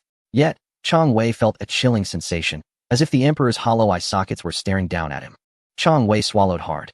Even at this moment, he chose not to kneel but instead inquired about the system. System, I have reached the presence of the emperor. Why is there no response from him? Soon, a cold and mechanical reply came from the system. The emperor is the most powerful spiritual energy user in this universe. His decayed body can no longer produce any sound. If a direct mental communication were to occur with the host's brain would not withstand the overwhelming spiritual energy and would instantly explode. What? Now that I am here, how can I communicate? I can't just have come for nothing. Ding. The system is negotiating with the emperor, beginning to establish a simulated signal, successfully built. Starting synchronized dialogue. What? In the next moment, before Chang Wei could react, he felt his consciousness being pulled into a peculiar mental space. Turning around, he saw amidst the illusion a golden giant slowly rising from the golden throne, flesh beginning to grow on his bones. Thousands of years passed in a flash, yet my ideals and beliefs remained unchanged. Before him stood a resolute, solemn, and magnificent man. He looked at Chang Wei and smiled with relief, saying, "Long time no see. Chang Wei, it seems that you, like me, are an immortal. You are one of the oldest pureblood humans." Chapter 239, The Cruel Truth, Long time no see, Chang Wei. It seems that you, like me, are an immortal. You are one of the oldest pureblood humans. Chang Wei's heart trembled, and he instinctively asked, "Do you know me?" As soon as he spoke, Chang Wei immediately thought of a possibility. The emperor must have mistaken him for someone else. He had never been to the world of Warhammer 40k. He must be referring to his counterpart, the one who carried the Valkyries and possessed the Honkai Hyperion. Just as he was about to explain, the emperor answered first. "Yes, I know you. You made me realize that there is a world beyond this one, that humanity holds infinite possibilities. You gave me the chance to turn the tide in the future. Especially your eloquence, will, and abilities have deeply earned my recognition and respect. You are an indomitable warrior, walking the path in pursuit of truth, always radiating wisdom and courage, and using the power in your hands to defend your ideals and glory." Stop. Sorry to interrupt. Chang Wei felt embarrassed by the praise and hurriedly began to clarify. "Respected Emperor, I do not question your judgment, but I think it is necessary for me to explain to avoid any further misunderstandings. Perhaps I am not the Chang Wei you know. I am actually another Chang Wei you have never met, so-called counterpart. Do you understand what I mean? Who is the Emperor?" The vast knowledge and wisdom he possessed meant that there were very few things in this universe he could not comprehend. "I understand your meaning, but I did not mistake you for someone else. I am certain that you are the Chang Wei from before, because the essence of the soul cannot lie. I do not know what has happened to you that has made you so weak, even reduced to a mortal. But I am very glad to see you leading your fleet here again, which also precisely fulfills the prophecy of the 4 great catastrophes of the universe." Upon hearing this, Chang Wei's mind turned to mush. What is going on? Has this old man been sitting on his throne for over 10,000 years and gotten confused? How could he say something so incomprehensible? No, esteemed emperor. I mean, the great and respected emperor. You are not joking, are you? How could I possibly be the same person as that powerful Chang Wei? There must be some misunderstanding. Also, what does the arrival of our radiant fleet have to do with the prophecy of the 4 great catastrophes you mentioned? The emperor did not mind Chang Wei's unintentional disrespectful words and patiently explained. The 4 great disasters of the universe are 4 massive, inevitable cataclysms that occur when the universe reaches a certain stage of development. It can be likened to a cosmic rule that cannot be avoided, only delayed or guided. This prophecy has been passed down by ancient star deities and is commonly referred to as the 4 great disasters. The 4 great disasters are the intelligent machine crisis, the high-dimensional demon, the swarm invasion, and the 4th disaster, the players. So far, our universe has sequentially experienced the Iron Man War, intelligent machine crisis, the chaos invasion, high-dimensional demon, and the tyrannid swarm, swarm invasion. Now it is your turn. In other words, it is I who has summoned the 4th disaster. Chang Wei was stunned to learn of this notion, that he and the luminary fleet had become the legendary 4th disaster. Upon reflection, it made sense. He did not know if the troops and NPCs recruited by his system were indeed the 4th disaster, but that group of delusional transformers most likely were. How else could one explain their fearless and valiant demeanor in battle, as well as their many actions that defied normal human logic? Almost as if participating in a war game. Moreover, each disaster's emergence is accompanied by violent cosmic upheaval and bloodshed, which is precisely what he was about to undertake.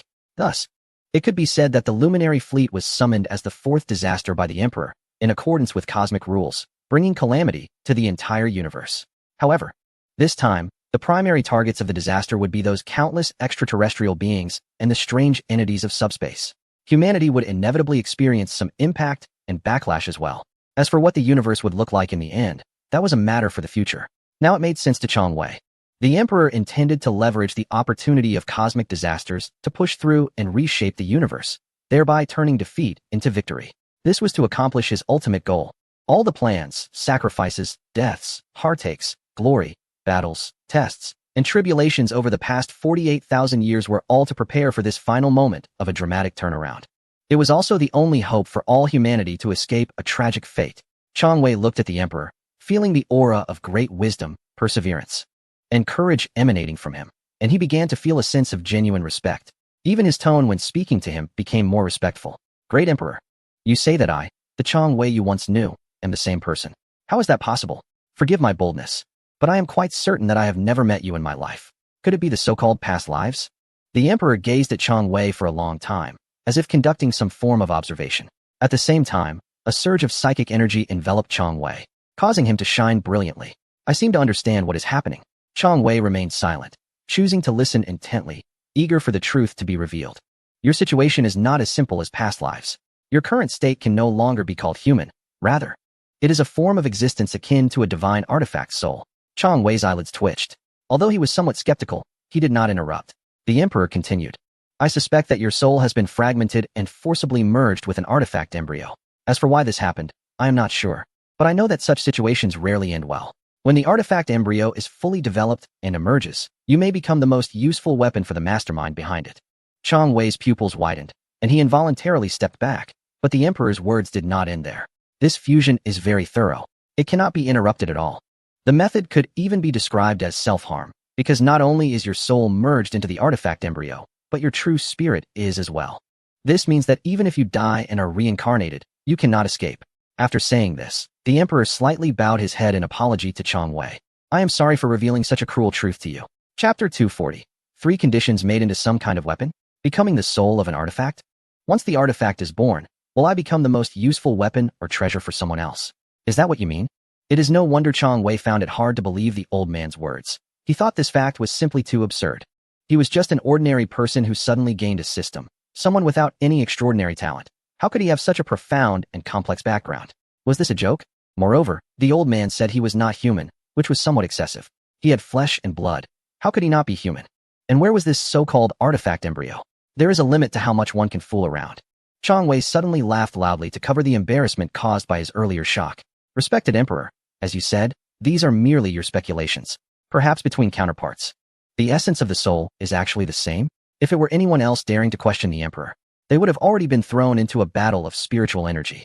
But for Chang Wei now, especially since he played a pivotal role in his plans. The emperor could still tolerate his disrespect. The emperor glanced at Chang Wei and did not continue the previous topic. Instead, he said seriously, in any case, the time has come. This is a battle that stakes the final fate of humanity. I ask that you fulfill the promises made back then. After all, I have entrusted my 2 sons to you. Chang Wei nodded and smiled. Of course, we are here for that. However, for the specific implementation, we will need the respected emperor to provide us with certain assistance.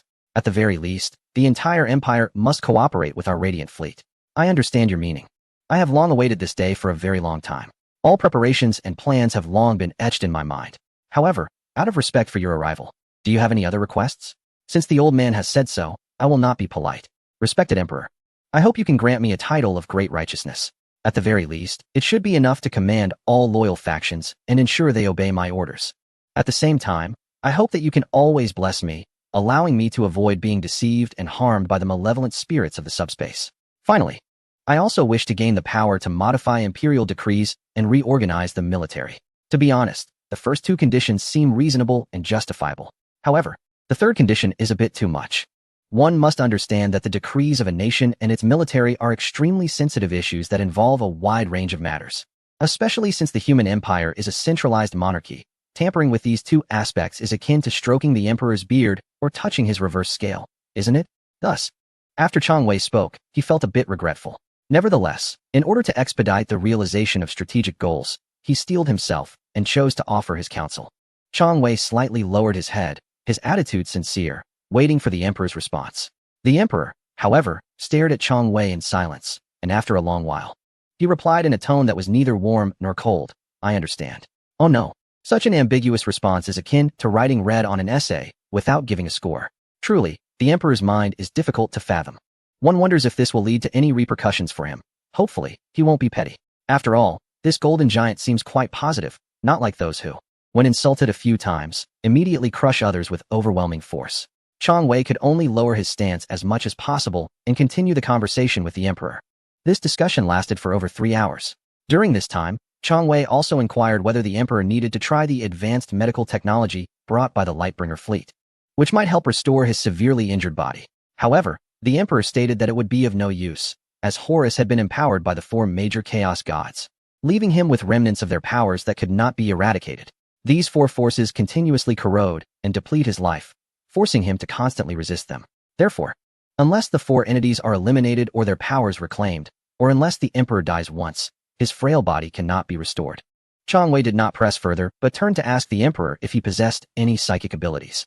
Noticing signs of the emperor's eyes rolling back, he quickly called for a halt. At this point, he was completely disheartened. He wanted to learn about psychic powers, but lacked the talent. He wanted to learn about the Force, but was too old. Dark side powers? Not even a dog would touch that. Now, trying to test whether he had psychic talent, the emperor said, Did you see the look in my eyes about to roll back? Fine, when it comes to extraordinary powers, Chang Wei truly has no talent whatsoever. He will no longer hope to cultivate immortality and should focus on being a fleet commander instead, occasionally taking the dimensional spear to play the role of an unparalleled fleet immortal. After leaving the palace, Chang Wei headed to the luxurious mansion arranged for him. Before he left, the emperor mentioned that a significant miracle would take place the next day, during which he would solemnly announce Chang Wei's identity and the empire's upcoming actions. Initially, Chang Wei intended to return to the Huberian, but upon reflection, he felt that would be inappropriate, as it might be seen as disrespecting the emperor's authority. The emperor arranged accommodations for you, and if you refuse to stay, does that mean you look down on him? Therefore, it's really hard for Chang Wei to reject this. However, now the capital has almost been completely taken over, except for the Imperial Guard and the Silent Sisters. The streets are filled with troops maintaining order and patrolling, making it very safe. So, Chang Wei, feeling bored, decided to take the opportunity to observe the local customs and understand the real thoughts and living conditions of the people here. It is said that the common people in this universe live like dogs, sometimes even worse than dogs, struggling daily between survival and death. So, he thought to take a good look. If even the people in the capital are not doing well, there is no need to expect better conditions elsewhere. Soon, accompanied by Rouge, Tox, Palpatine, and 30 guards, Chang Wei walked through the streets of the capital. It was just getting dark, and a group of people was cleaning up bloodstains and repairing damaged cobblestones. Judging by their clothing, they appeared to be ordinary citizens of the Empire. When they saw the imposing arrival of Chang Wei and his entourage, they instantly became as frightened as quails, stopping their work, parting to make way, and kneeling on both sides with their heads to the ground, not daring to look up. Seeing their actions, Chang Wei frowned and said to Palpatine, "Bring someone over and ask them why they are kneeling." Palpatine smiled slightly, a very ugly and sinister smile, and then raised his hand to use the Force to lift a kneeling civilian into the air, bringing them right in front of Chang Wei. Chang Wei was speechless. Could he not be a bit gentler? Was he trying to scare someone to death? Look, the poor person is about to wet their pants. Chang Wei approached the frightened civilian and spoke. "Don't be afraid. We are not bad people. I'm just curious. Why did you kneel when you saw us coming?" The person stammered for a moment before answering. "Because you and your guards are the angels of the God Emperor. We kneel out of our inner devotion. We are afraid that our lowly selves might offend you great ones." Upon hearing this explanation, Chang Wei didn't know what to say. Whether the person was speaking sincerely or not, it proved one thing: the ignorance and humility of the lower-class people. After all, this is the universe of Warhammer 40k, so one cannot expect too much. However, since he was here, this situation would change in the future. Chang Wei ordered someone to give the civilian some money, and after asking for directions to the nearest commercial district and market, they continued on. Before long, they arrived at a night market. As soon as they entered, the civilian vendors did not panic. Instead, they looked over with expressions of admiration and reverence. After all, having lived in the capital for so long, they often saw the angels of the Emperor, and their faith was incredibly devout. Chang Wei approached a stall and was instantly delighted. Displayed on the stall were a collection of gene-enhanced figures and action figures of various Space Marine chapters. He picked up a figure of Gilliman and began to play with it, observing it closely. Don't mention it. This figurine is truly lifelike, simply exquisite. If it were placed on Earth in the 21st century, such a figurine would easily cost several hundred or even over 1,000. At this point, the stall owner, noticing Chang Wei's long gaze, nervously inquired, "Sir, is there something wrong with this statue?" "Statue? Isn't this a figurine?" "Wow." Chang Wei slapped his forehead, finally realizing that these weren't just figurines. They were statues meant for prayer and worship. In this era where the Emperor, Gene origins, and Astartes are mythologized, it seems quite reasonable for people to create statues for worship. Chang Wei ordered someone to pay for a Keely Man figurine, just in time to add a decorative piece to the toilet brush at home. After all, Keely Man had made a name for himself in the Garden of Filth. Hanging him on the toilet brush was quite fitting. A fragrant aroma wafted by, and Chang Wei turned to see someone selling pancakes. His throat rolled, and he strode over. Chapter 241. The Traveler Yo-Yo. Check it out. A set of pancakes, please. I say egg. You say what? Am I hallucinating? In the Warhammer 40k era, they still have snacks from the 3k era? Chang Wei was astonished, and as he smelled the aroma, his throat rolled again. Then he joined the crowd moving toward the stall. Upon reaching the pancake stall, there was already a long line, clearly indicating a booming business. The person making the pancakes was an ordinary-looking young man, seemingly without anything special. Chang Wei was puzzled, watching the people who had bought pancakes, their faces filled with happiness. He felt a bit surreal, sensing something was off with the scene. "Toshi, go find out what's going on with the pancake seller. Is there really such a thing in the Warhammer 40k world?" Toshi remained silent and stepped out from his invisible state. Not long after, as a top-tier specter, Toshi returned with information. "So how was it?" Chang Wei asked curiously. Toshi, with his pale eyes wide open, smiled playfully. "The pancake seller's name is Howard.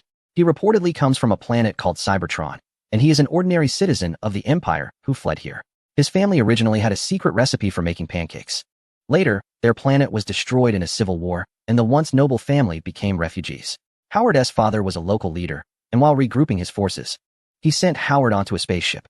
After many twists and turns, he finally settled on Terra." Upon hearing this, Chang Wei was stunned. Could his father be called Adnus? Even Cybertron has shown up? Does the Empire have a planet called Cybertron? Toshi shook his head and replied, "There is no record of Cybertron among the planets registered by the Empire. However, humanity's territory is vast and constantly at war, so the true situation cannot be verified. But according to what he said, it might be the name of his hometown for that local planet, not the official name." Chang Wei exclaimed, "Goodness. Looks like we've caught another traveler." However, Chang Wei didn't go to catch him. Instead, he ordered someone to buy a pancake roll to try the skills of this fellow from Earth. Soon, a freshly made, fragrant, and steaming pancake roll was delivered to Chang Wei's hands. Seeing this familiar hometown snack made him feel nostalgic and instantly increased his appetite. Just as he was about to take a bite, he suddenly thought of something and stopped his movements.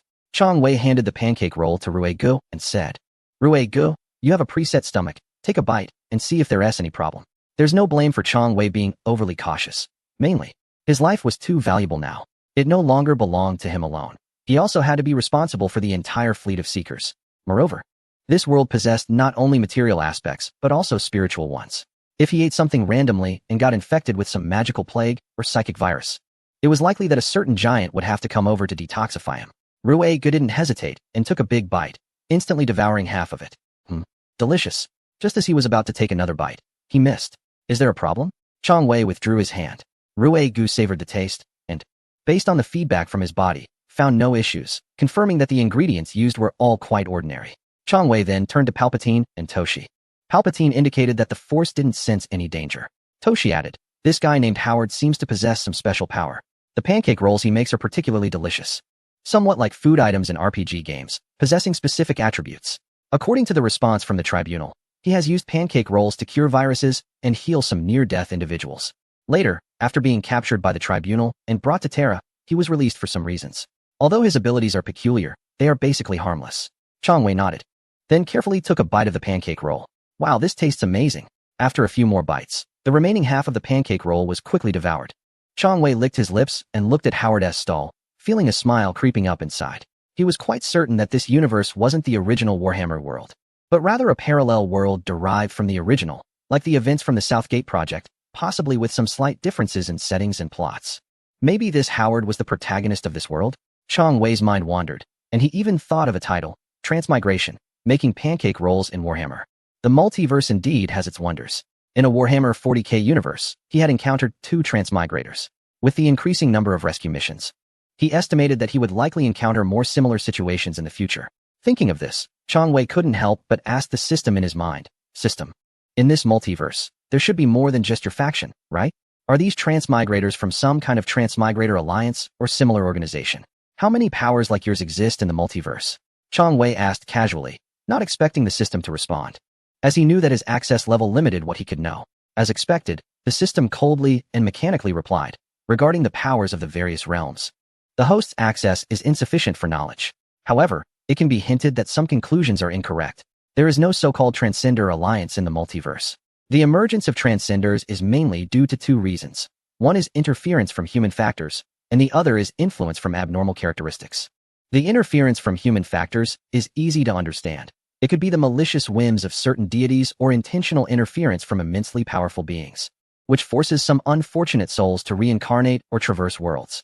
The most famous example would be the origin of the transcendence trope, where a construction vehicle crashes into a person, sending them directly to another world to start a new life. But what is this influence from abnormal characteristics? Chang Wei curiously asked the system, but it only replied, if the host experiences enough worlds, you will certainly encounter it. Alright, Chang Wei decided not to probe further. This gradual growth and the step-by-step unveiling of the truth about the multiverse and the system felt quite enjoyable. In the end, Chang Wei chose not to disturb Howard, who was still making pancakes, and instead led everyone to continue wandering around. It was still early, and going back to sleep now would be too boring. Although Old Huang mentioned that he would showcase a miracle tomorrow to announce his identity and the impending actions of the Empire, Chang Wei thought, why should he be nervous or anxious? That said, some of the things he discussed with Old Huang today still lingered in his memory.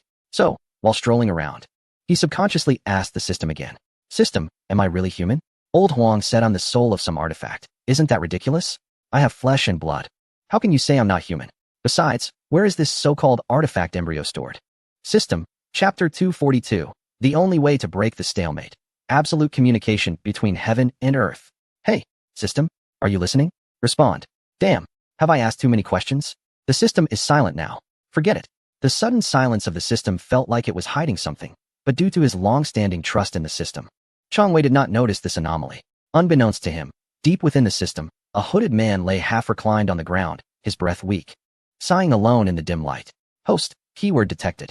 Inquiry permissions temporarily blocked. Should relevant explanations and clarifications be provided? Came the cold and mechanical voice of the system. The weak-breathed hooded man shook his head and replied, those who can see the essence in a second and those who cannot see it clearly in a lifetime are destined for entirely different fates. He is still on the path of growth and must rely on himself to comprehend the truth. Boundless softness of heart will only allow tragedy to advance inch by inch. Principle-less mercy will only be manipulated by fate. He has matured a lot, but it's still not enough. There are still many challenges waiting for him. Only through the continuous collision and sublimation of the soul can one break through the 49 restrictions of the chaotic vessel. This is also the reason why I deprived him of all talents and extraordinary potential when I created him. Because those without great power will develop a deeper reverence for the world and place greater importance on and cherish their companions. I realized this too late. Now, There is no chance to start over. It all depends on him to complete that final step for me. After exploring the night market and residential areas of the imperial capital, he returned to the palace arranged for him by the emperor. Through his observations and understanding tonight, he found that although the citizens of Terra are ignorant and struggling, their faith in the emperor is extremely devout and fervent. Life is barely manageable. At least there are no instances of starvation or the kind of disregard for human life seen in the lower echelons of other planetary nests. Here, as long as one is sufficiently pious and law-abiding, the lords of Terra and the soldiers loyal to the emperor will not watch idly as one starves to death. Especially those priests of the state religion, even at night, continue to distribute free food and holy water, along with basic medical care to the starving poor. The impoverished who receive food and holy water are all deeply grateful, kneeling and praising the emperor. When he witnessed the true situation here and combined it with his understanding of the Warhammer 40K universe, he immediately felt a deep regret for the current state of the human empire. The emperor, a man closest to God, though he stands alongside the divine in mortal form, he does not claim to be a god. Instead, he proposed the imperial truth in an attempt to reverse people's blind worship of him. Yet to this day, he has become the only true god of humanity in the vast galaxy. Even the former imperial truth has been labeled heretical. By the time of 40K, there are few believers in the imperial truth left. The cult of the god emperor has an absolute dominant position. People have become ignorant, rigid, numb, and lacking in vitality. Yet it is precisely this foolish religious superstition that keeps the empire, which is on the brink of collapse, suffering heavy losses and constantly falling into despair and war, united. What an irony! The so-called imperial truth is about believing in science, breaking superstitions, and observing every matter with objective rationality. However, due to the existence of the warp, the emotions of sentient beings in the real universe give rise to corresponding beliefs, desires, and obsessions in the warp. This is the concept of gods, dimensional deities, or what could also be called evil gods. These evil gods, in turn, can exploit idealistic phenomena to interfere with the real universe, causing corruption, decay, and death among people. This is why the emperor promotes the imperial truth, to conceal information and truths related to the warp and the evil gods. Because the more people who become aware of their existence, the stronger they will become. Just like the observer effect, when they are not observed, they are harmless. However, once they are observed, they can influence you, even using you as a springboard to directly descend into the real universe. After your death, your soul will also be devoured by them, becoming nourishment for their continued growth. Quite idealistic, right? The cosmic rules of this universe are just like that. Therefore, the Emperor's decisions are very correct. The grand ambition to seal the subspace is also absolutely right. But the reality is that things have gone awry. Since the Emperor took the Golden Throne, the development of the Empire has gradually deviated from his original intention. Although people's faith can solve immediate problems, it also breeds more troubles. The fall of the Eldar serves as a warning.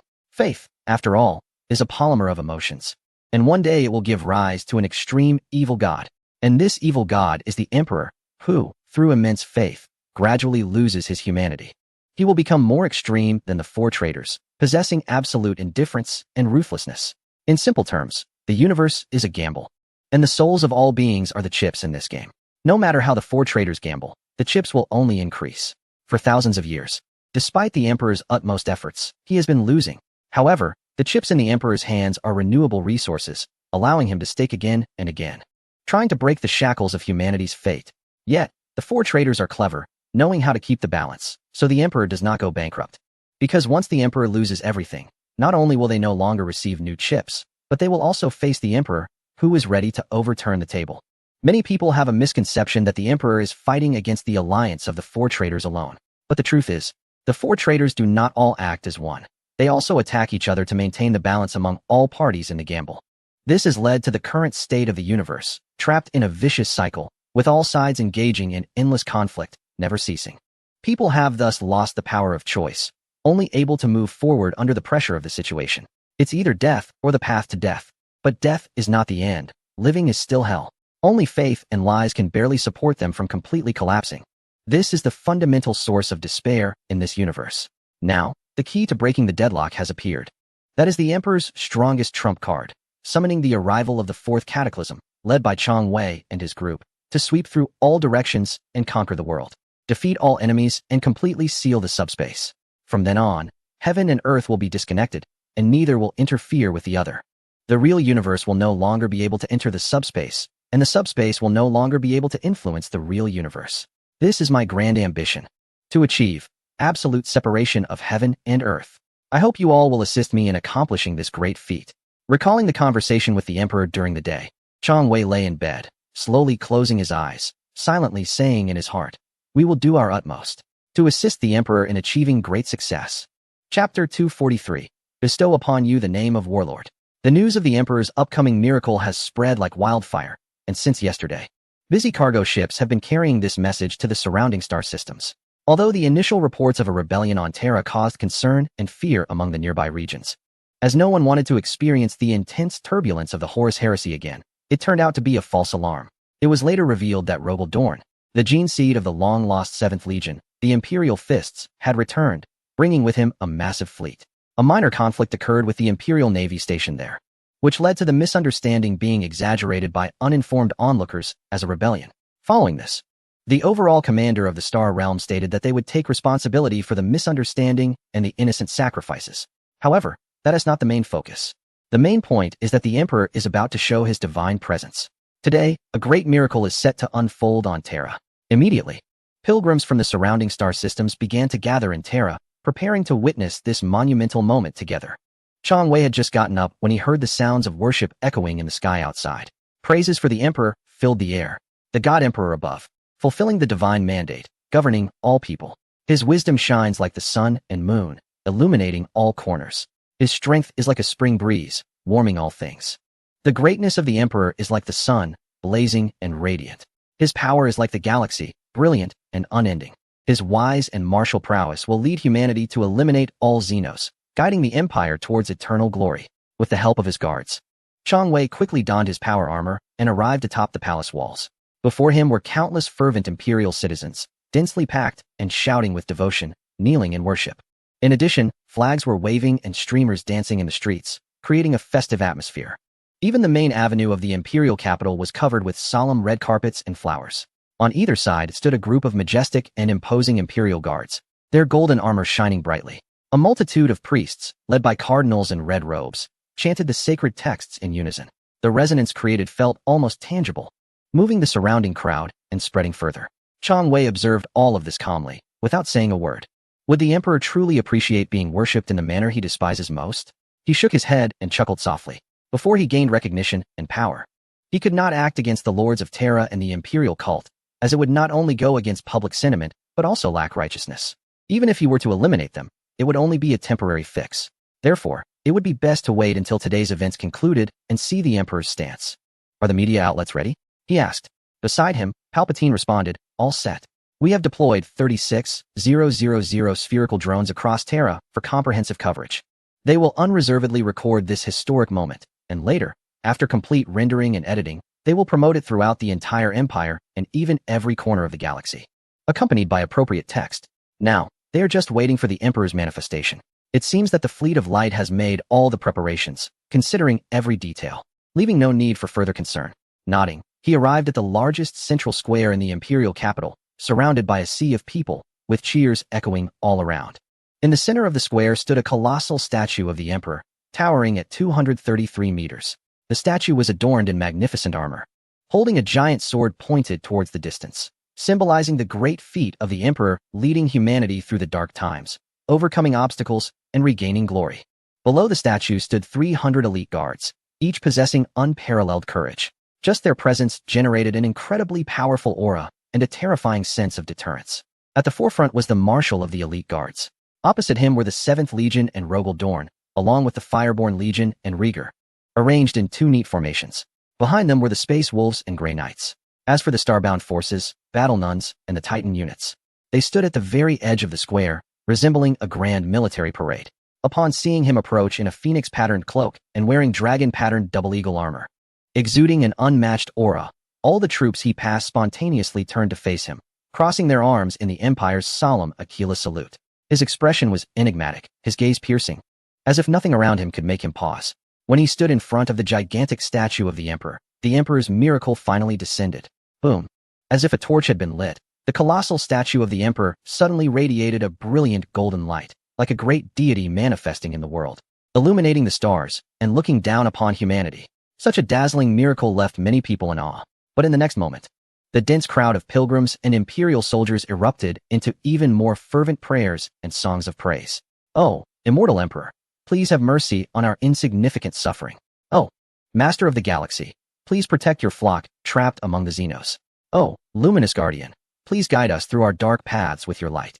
We are your warriors. We are your servants. No pretense, no lies, never arrogant. Remember hatred, maintain hostility, and gather our anger. Give this to the unclean, to the Xenos, to the mutants. With your pain and sweat, with your golden throne and your death, with your destruction and the divine manifestation of humanity, protect us and make us strong. We fight for you. With every ounce of my strength, with every inch of my will, with every thread of my soul, I shall once again vow, my soul and my faith belong to the immortal shepherd of humanity. The emperor, embodied in the statue, locked eyes with Chang Wei and began to emit an unparalleled voice, as if divine majesty reverberated throughout the heavens and the earth. I am not a deity. I bear the responsibility of the people, navigating between heaven and earth, sweeping across the 8 wildernesses and the 6 directions, a vow to clarify the eternal universe. Now, I declare, the human empire is about to embark on a new expedition for the future generations of humanity, to strive for a remarkable feat that breaks the shackles of destiny and creates a glorious future. The light chaser, Chang Wei, stepped forward to receive the honor. Without hesitation, Chang Wei stepped forward and knelt on one knee. Then, under the fervent gaze of countless people, the emperor once again issued a grand decree. I, as the highest ruler of the empire, bestow upon you the name of War Commander. Chapter 244.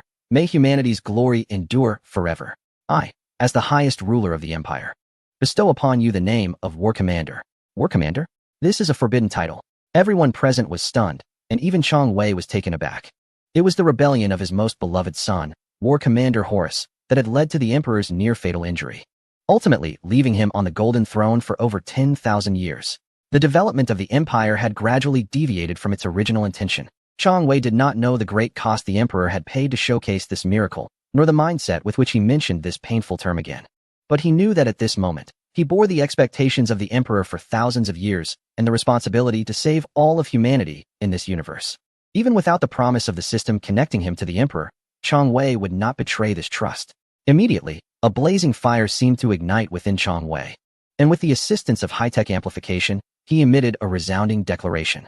I, Chang Wei, shall not betray the name of War Commander. I will become the sharp blade in the emperor's hand, slaying all enemies of humanity. I will lead the army, conquer all directions, clarify the universe, expel the foes, and restore peace in chaos. No matter how fierce and brutal the enemy is, I shall crush all obstacles with thunderous might. I vow to uphold the prosperity and tranquility of the human empire, ensuring that the people no longer suffer from alien invasions. I will be loyal to humanity, loyal to the empire, and achieve great endeavors. For the heavens and the earth, I will establish hearts. For the people, I will establish destiny. For civilization, I will promote science. For all ages, I will open peace. With blood and sweat, I will forge courage and determination. Listen to the roars and shouts. Witness the glory and legends. Let tragedy become history, and let songs write an eternal spirit. I shall not fail in my mission. With grand words spoken, my heart is filled with true ambition. I will forge ahead, guided by the stars. With determination, I will advance, and dreams shall ultimately be realized. The light shall gallop forth, granted by the emperor. With a crash, boom. As soon as the words fell, a golden great sword descended from the sky, landing steadily before Chang Wei. Before the crowd could recover from the passionate words just spoken, they heard the emperor once again issue an immensely authoritative and grand decree. Your will brings me great comfort. You are granted my treasured sword, which can be used both in battle and to command my subjects. Holding this sword is akin to my personal presence. Rebels, traitors, enemies, and thieves can all be struck down. I hope you will utilize it wisely to fulfill our grand aspirations soon. I will stand with you. Is this the emperor's sword? Chang Wei's pupils dilated in disbelief as memories of the emperor's sword rushed through his mind. The emperor's sword is a divine weapon entwined with psychic flames, forged with the scientific and subspace technology mastered by the emperor. This weapon is the bane of all chaotic forces. Only the most powerful demons can withstand its might without being reduced to ashes by its lethal flames. Under the emperor's skilled control, this divine weapon annihilated thousands of demonic creatures during the Great Crusade and the Horus Heresy. At the end of the Great Heresy, the emperor used it to take Horus's life. However, the emperor was gravely wounded in the final battle against his rebellious progeny, forcing him to sit upon the Golden Throne. The weapon itself was sealed within its sheath, resting on the emperor's lap, silently guarding humanity alongside its master. It was not until Guilliman's resurrection that this weapon was reclaimed, and with its power, he once again saved the human empire, showcasing a return of the pre-march and the rise of a king. In other words, Chang Wei effectively intercepted Guilliman's opportunity, seizing the emperor's sword that rightfully belonged to him, while Guilliman was gravely injured by the chaotic demons and still in slumber. Chang Wei understood the significance of this sword. In the world of Warhammer 40k, the emperor's sword represents the last hope for humanity. The emperor was supposed to entrust this final hope to Guilliman, but now it has been given to him. This trust and favor truly exceeded Chang Wei's expectations, deeply moving him. With a resolute gaze, Chang Wei slowly stood up and drew the emperor's sword from the steps before him. At that moment, a brilliant golden light radiated from his entire being, shining as brightly as a saint, instantly capturing everyone's attention. Chang Wei himself felt a powerful force enveloping him, as if he possessed endless strength. Is this the extraordinary? Is this the power granted after receiving the emperor's blessing? Chang Wei closed his eyes to feel it, quickly regaining his senses. He was still in the square, with countless eyes watching him. With the golden light and the flame-imbued giant sword, his figure appeared magnificent. Radiating an aura like a towering mountain reaching into the sky, he gazed around, sweeping his sight across the faces of the multitude. Then, pointing his sword to the heavens, he proclaimed loudly once more, "I am the warlord Chang Wei. Following the will of the emperor, I have descended here to wield arms and command the armies. The cosmic order begins to change from this moment forward. The vision of the empire is to be written by you and me together. A new expedition is about to set sail. I will personally lead the army to conquer the entire galaxy, holding the imperial sword, as if the emperor himself is present. Those who follow me, do so as if following the emperor. I ask you, how will you act?" In the next moment, countless soldiers of the empire, along with battle sisters, erupted into loud cheers. To serve the emperor unto death, daring to seek safety. Only the emperor is the guiding principle. Serving the emperor is the duty. Even if we have nothing, we shall still sacrifice our lives. Ignite the flame of imperial ambition, dispel the evil spirits. Their voices were loud and solemn, resonating through the square like thunder. Their actions were passionate and grand, as if the entire world was shaking for the emperor's great aspiration. Especially the words of Chang Wei stirred a strong sense of belonging within them, willing to immediately risk their lives for the empire and contribute to the future of humanity. Even the crew of the observing ship, who were always paying attention to the developments here, were fixated on the live screen, gazing at that towering figure, their hearts filled with indescribable excitement. This was the supreme commander of the fleet they served, a great idealist full of charisma and humanity. It was indeed a stroke of luck to encounter such a host. May humanity's glory endure forever. Chapter 245. Your friend Swan is amazing. Bang! Chang Wei slammed his fist on the desk, angrily rebuking the leader of Cybertron. Look at that group of Transformers under you. My grand declaration and inspiring words of 230 minutes were edited by them into a ridiculous mess. Are they all from that certain video site? If they playfully mix in a bit of edgy background music, I wouldn't say much. But this time, as the warlord, my public image is extremely important, and I cannot allow them to mess around. You need to manage them properly. Tion, feeling wronged, said, "I can't help it. That group is just too unpredictable. Even I didn't know they would transform into various electronic devices and cause trouble during the announcement. If I hadn't caught it in time, your ridiculous video might have been broadcasted throughout the entire empire. That would have been a massive social death scene." Chang Wei and Tion shared a close friendship on Tippon Star and Titanfall 2, and he didn't want to scold him too harshly. But this incident was simply too shocking and nearly gave Chang Wei a heart attack. Just be honest with me. What other ridiculous things have those edgy Transformers been up to without my knowledge? Tion hesitated for a moment before answering. I have received some complaints from female soldiers, saying that the recently appeared massage chairs in the leisure area have strange techniques, as if they always hear electronic synthesized giggles. Also, the oil workers on the mechanical arc reported that a group of Transformers was plotting to deceive the human empire's oil workers, preparing to impersonate Omnicia. But I caught them in time. There was also a group of Transformers that suddenly went crazy and flipped over a pancake stall. All right, enough talking. It's time to deal with this group. Let's just send them all to the front lines to prevent any more trouble. With a decisive nod from Chang Wei, no one in the conference room opposed, which was taken as a form of tacit agreement. After watching the official video several times, which featured various stunning shots and a mix of explosive background music from Titan and Look, It's Dark, Chang Wei was impressed by himself and nodded in satisfaction, giving instructions to the captain of the propaganda ship. Increase the promotion of this video. Even the lower-class citizens of the Empire in the Nest should find a way to disable their communication devices so they all know that I am the warlord personally appointed by the Emperor. Even the genetic originals must obey my command. At the same time, they must understand that the significance of this expedition is not only for the Emperor, but also for countless lower-class humans like them. I will bring them new hope. The captain of the propaganda ship acknowledged and then asked, "So, Commander, how should we promote your personal information and background?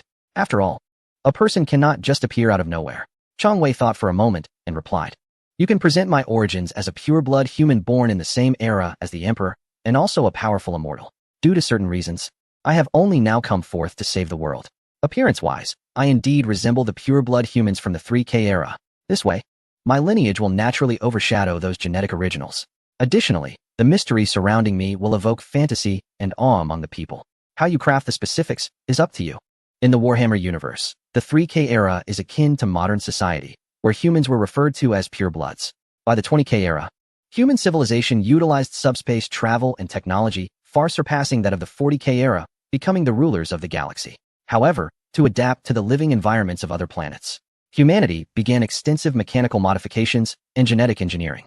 Coupled with environmental factors, the need for food and oxygen, and various external influences, this led to significant changes in human genetics, resulting in numerous mutations and genetic defects, which also gave rise to psychics. However, unstable psychics are one of the factors contributing to rampant chaos and frequent incursions from subspace. Therefore, the nearly extinct pure-blood humans are seen by the Empire as a noble lineage that is pure, stable, and less prone to mutation. Even the skulls of purebloods have become one of the three great symbols of the Empire alongside the Aquila and the Cog. The Wall of Martyrs, skull emblems, skull decorations on power armor, and skull-shaped drones have all originated from this. Thus, if Chang Wei's identity as a pure-blood human is revealed, it would undoubtedly be a significant advantage. After addressing the propaganda matters, Chang Wei glanced at Swan and Steidman in the conference room and continued, "We don't have much time left to prepare for our expedition. The information and orders regarding the Empire's impending expedition should have reached various regions. It is likely that various planets are now urgently recruiting troops, and such large-scale actions cannot be prevented. Those hidden aliens will surely spread this news when the time comes. It's not that we fear their united resistance, but rather that we worry they might scatter and flee, disbanding into smaller groups. If that happens, it will be very difficult for us to eliminate them completely. Steadman, we need to accelerate the handover of technology. We must quickly deliver all the LEAP technology, energy technology, medical technology, conventional weapons, and various vehicle manufacturing technologies that we possess to the Empire. There is a reason why Chang Wei has not handed over high-tech like dimensional shifts. It is not just to guard against betrayal from the Empire, but also because he fears these technologies might be sold to the aliens by some corrupt elements within the Empire, or that a careless mistake could lead them to fall into enemy hands. In short, one must always be wary of others. Chang Wei is not at ease handing over all the technology to the Empire, which has not yet undergone a significant restructuring.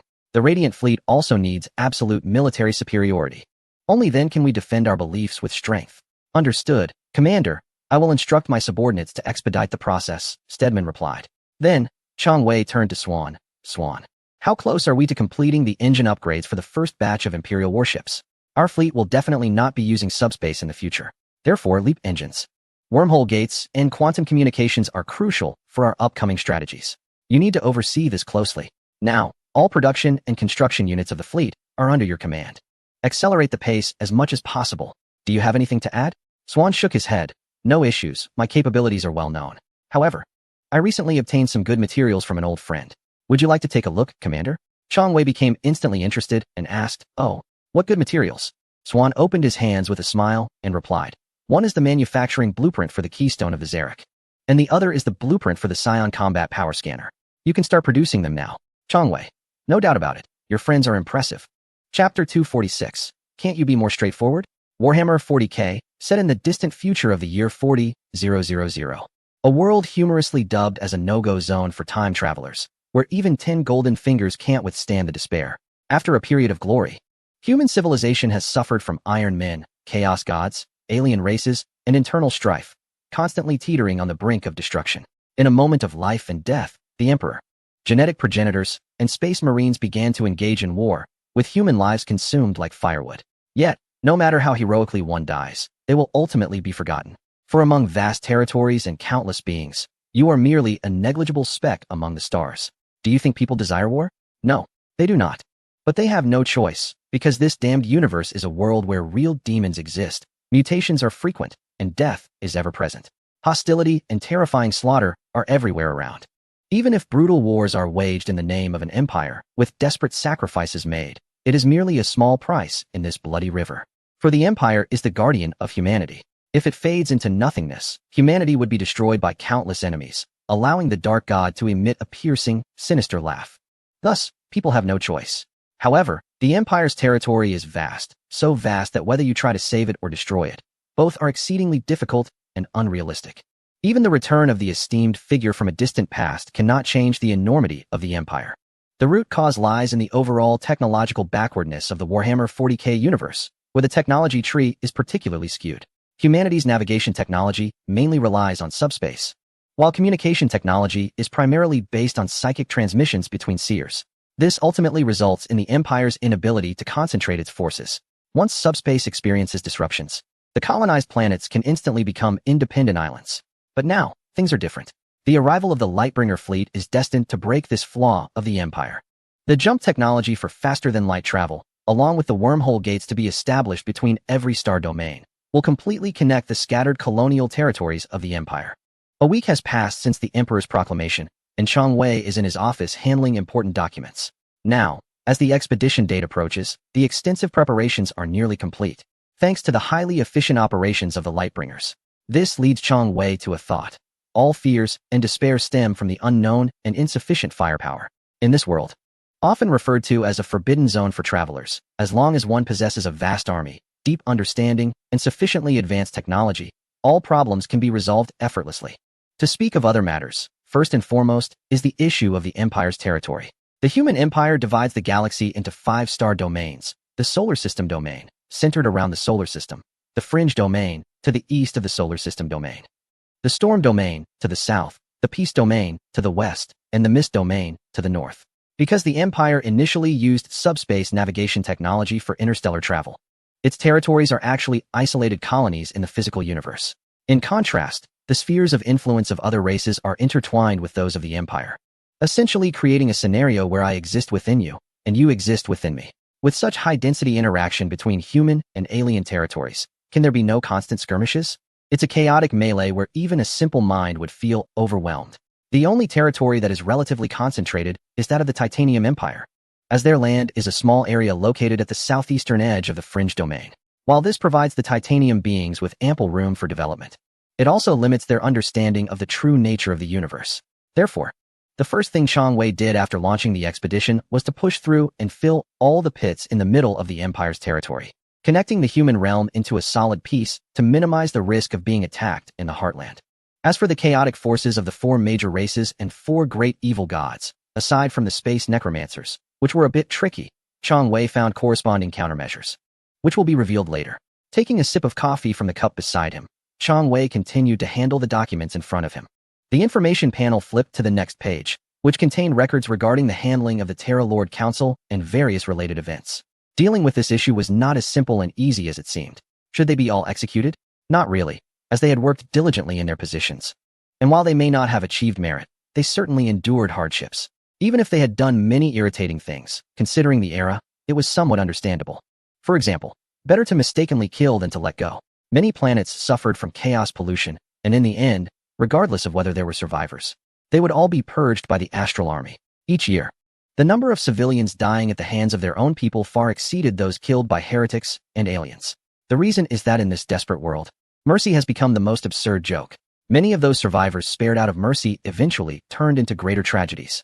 After learning so many lessons soaked in blood and tears, could one still expect the Empire to carefully scrutinize and handle every matter perfectly?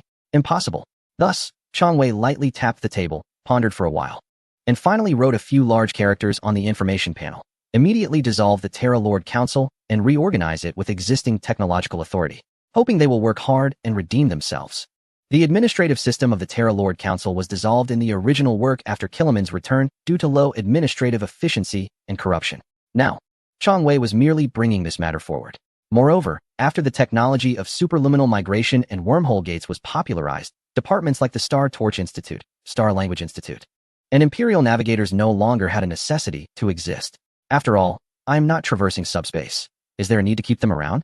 It would only waste taxpayers' money.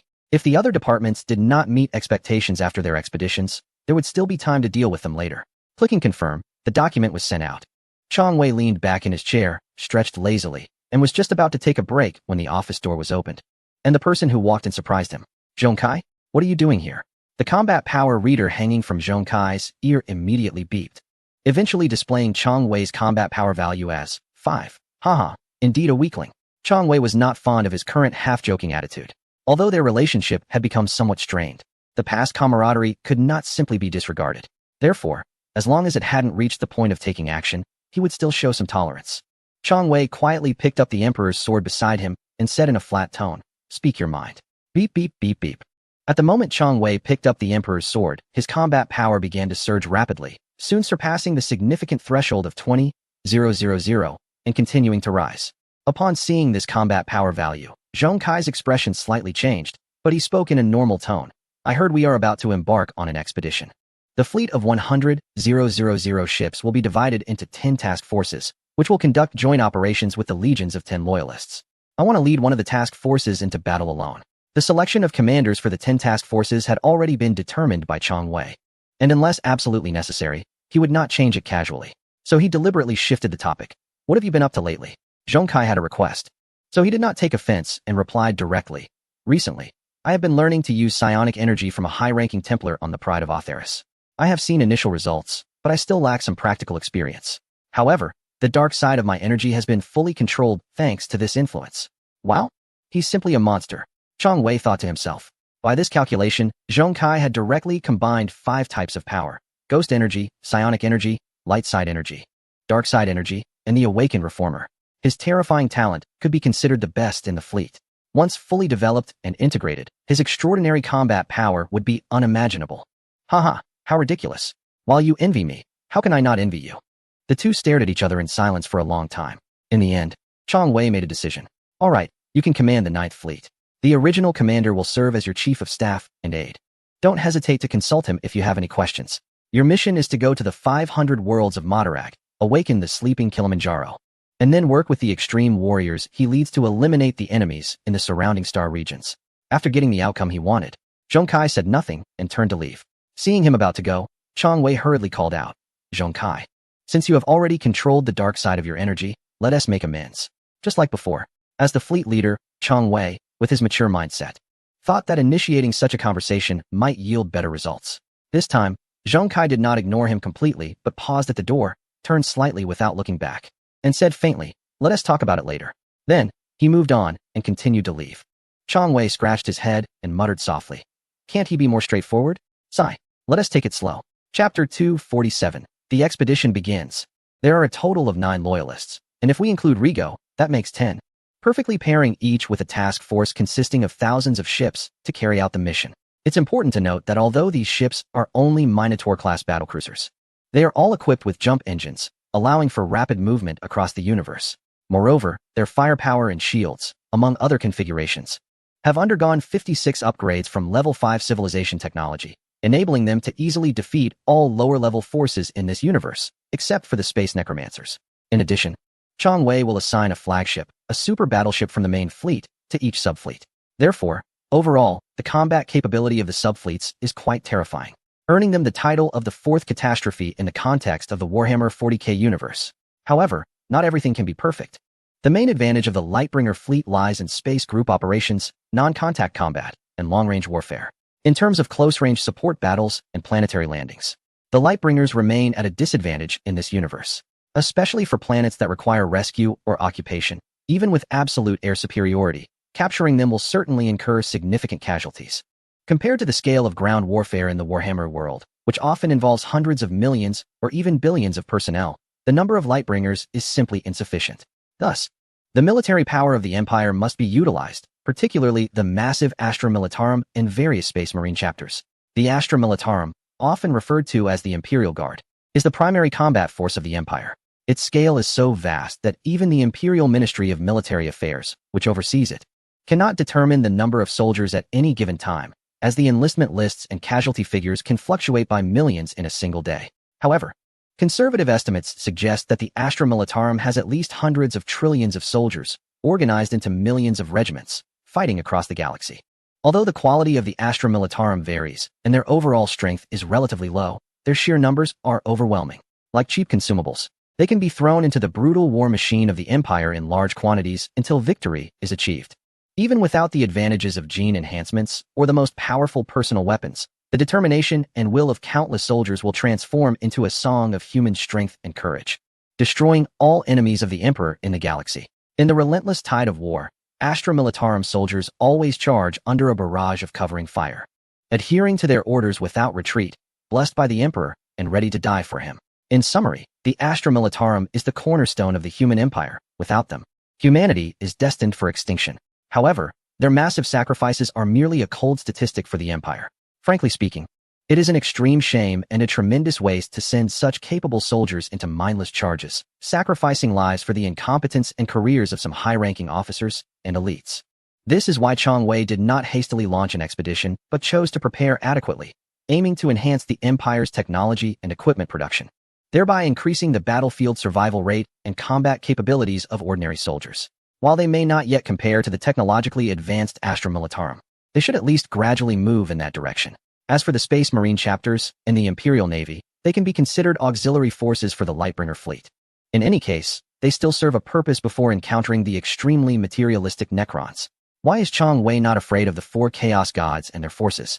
Because all members of the Light Chasers are extraterrestrial beings, their souls do not project in the subspace at all, which means that the power of the Dark God cannot invade the Light Chasers through subspace. Moreover, the technology possessed by the Light Chaser fleet allows them to travel throughout the galaxy without entering subspace, so what can your chaotic Dark God do about them? Therefore, to attack the Light Chasers, the Dark God's forces can only descend into the real universe. However, once they enter the real universe, they must adhere to some basic physical properties present in that realm, such as energy conservation, atomic arrangement, chemical reactions, and the forces between materials. At that time, who will kill whom is still uncertain. You think your subspace demons are powerful? I can directly use physical means to exorcise you. And with a range of hundreds of thousands of miles, a single annihilation cannon can wipe out the planet you painstakingly captured. I've heard that you demons are afraid of flames.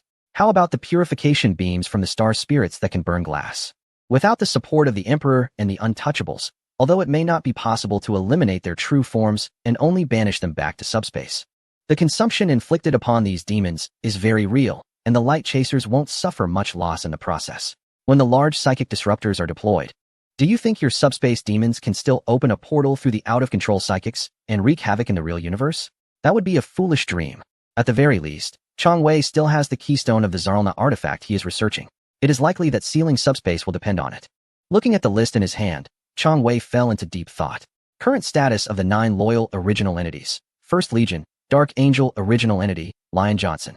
After the failure of the Horus Heresy, he returned to his home planet Caliban and fought fiercely against the rebellious Dark Angel leader, Luther. After being severely injured, he went missing. However, Chang Wei knows that he has actually been in a deep slumber atop the Dark Angel's monolithic fortress monastery. In the future, he will be awakened for unknown reasons during the Omen Arc battle in the Unyielding Expedition period. 5th Legion, White Scar's original entity, Shagatai Khan. After the failure of the Horus Heresy, he traveled around rescuing Imperial soldiers captured by the Dark Psychic race. As a result, he was sucked into the webway during a battle and has since disappeared. However, the Astartes of the White Scars have always believed he is still alive, so they are currently racing through the webway, pursuing and attacking those dark beam sprouts. 6th Legion, Space Wolves original entity, Leman Russ. Several hundred years after the end of the Horus Heresy, at an Emperor's Ascension Feast of the Space Wolves, he gave some speeches and then led the Wolf Guard away, disappearing ever since. For the past 10,000 years, the Space Wolves have been searching for their original entity, speculating that Leman Russ may have entered the Eye of Terror to find the Tree of Life that could heal the Emperor. 7th Legion, Imperial Fist's original entity, Rogal Dorn. He has returned and is now under the command of the Light Chaser fleet.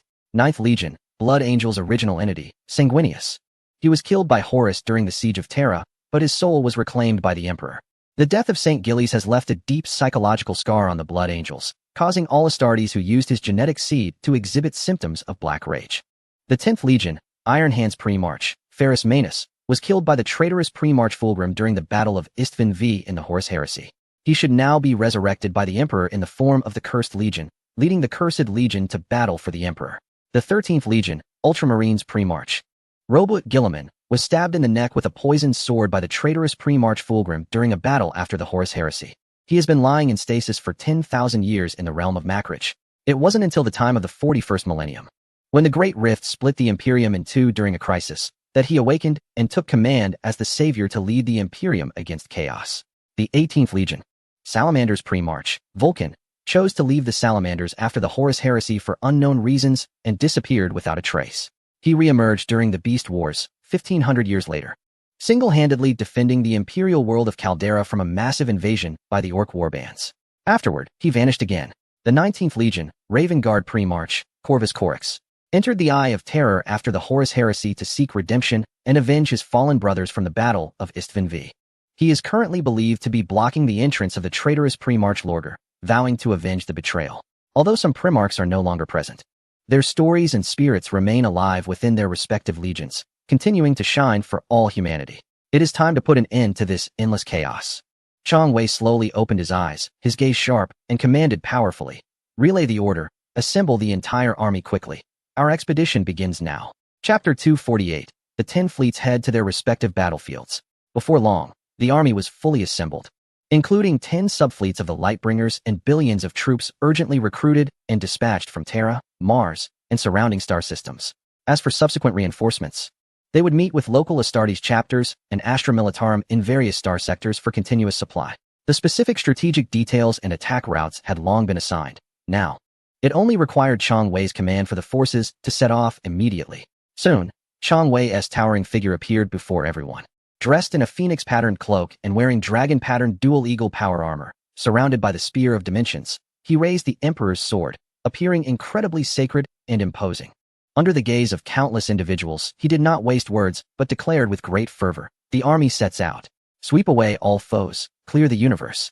Uphold the Emperor's will, and end the chaos." Instantly, countless soldiers erupted in thunderous cheers. Sweep away all foes, clear the universe, uphold the Emperor's will, and end the chaos. 3 times in a row, the shouts grew louder each time, their overwhelming battle intent seemingly reaching the heavens, unstoppable by anyone. Chong Wei nodded in satisfaction, and the surrounding sound and light effects gradually faded away, with the enormous phantom disappearing into the sky. The scene shifted, and he found himself in a broadcast studio inside the flagship, surrounded by professional filming equipment and special effects lighting. After editing and rendering by the post-production team, this precious footage would spread to every corner of the galaxy. Ignoring the busy media staff, Chong Wei immediately returned to the flagship, surrounded by many subordinates. Outside the large porthole, numerous shuttles and transport ships were constantly coming and going, carrying countless soldiers and war vehicles into the fleet. Once everything was in place, they would report to Chong Wei for departure authorization. Before long, all 10 task forces were ready and began to send reports. This is the super mothership Endless. The first fleet is in position. We will head to rendezvous with the 1st Legion, the Dark Angels, and awaken the dormant genetic entity, Ryan Johnson. Requesting instructions. This is the Ark of Cybertron Autobots. The 2nd fleet is in position. We will head to rendezvous with the 5th Legion, the White Scar, and search for the missing genetic entity, Shagatai Khan. Requesting instructions. This is the battlecruiser Gorgon. The 3rd fleet is in position. We will head to rendezvous with the 6th Legion, the Space Wolves, and begin clearing the area around the Eye of Terror. Requesting instructions. This is the Space Nest Dushan. I am the genetic entity Rogdorn. The 4th fleet is in position. We will advance to the Extreme Star region with the 7th Legion, the Imperial Fist. Requesting instructions. This is the Eclipse-class Star Destroyer. Great Warlord, I am your loyal servant Palpatine. The 5th fleet is in position. We will head to rendezvous with the 9th Legion, the Blood Angels, and then set off towards the Stormstar region to eliminate all Xenos and dedicate victory to you. Heh, this flatterer, although ostentatious, is not unpleasant. This is the Imperial-class Star Destroyer.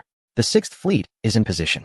We will head to rendezvous with the 10th Legion, the Iron Hands, and coordinate operations with Commander Ferrus Manus of the Lamenters as much as possible.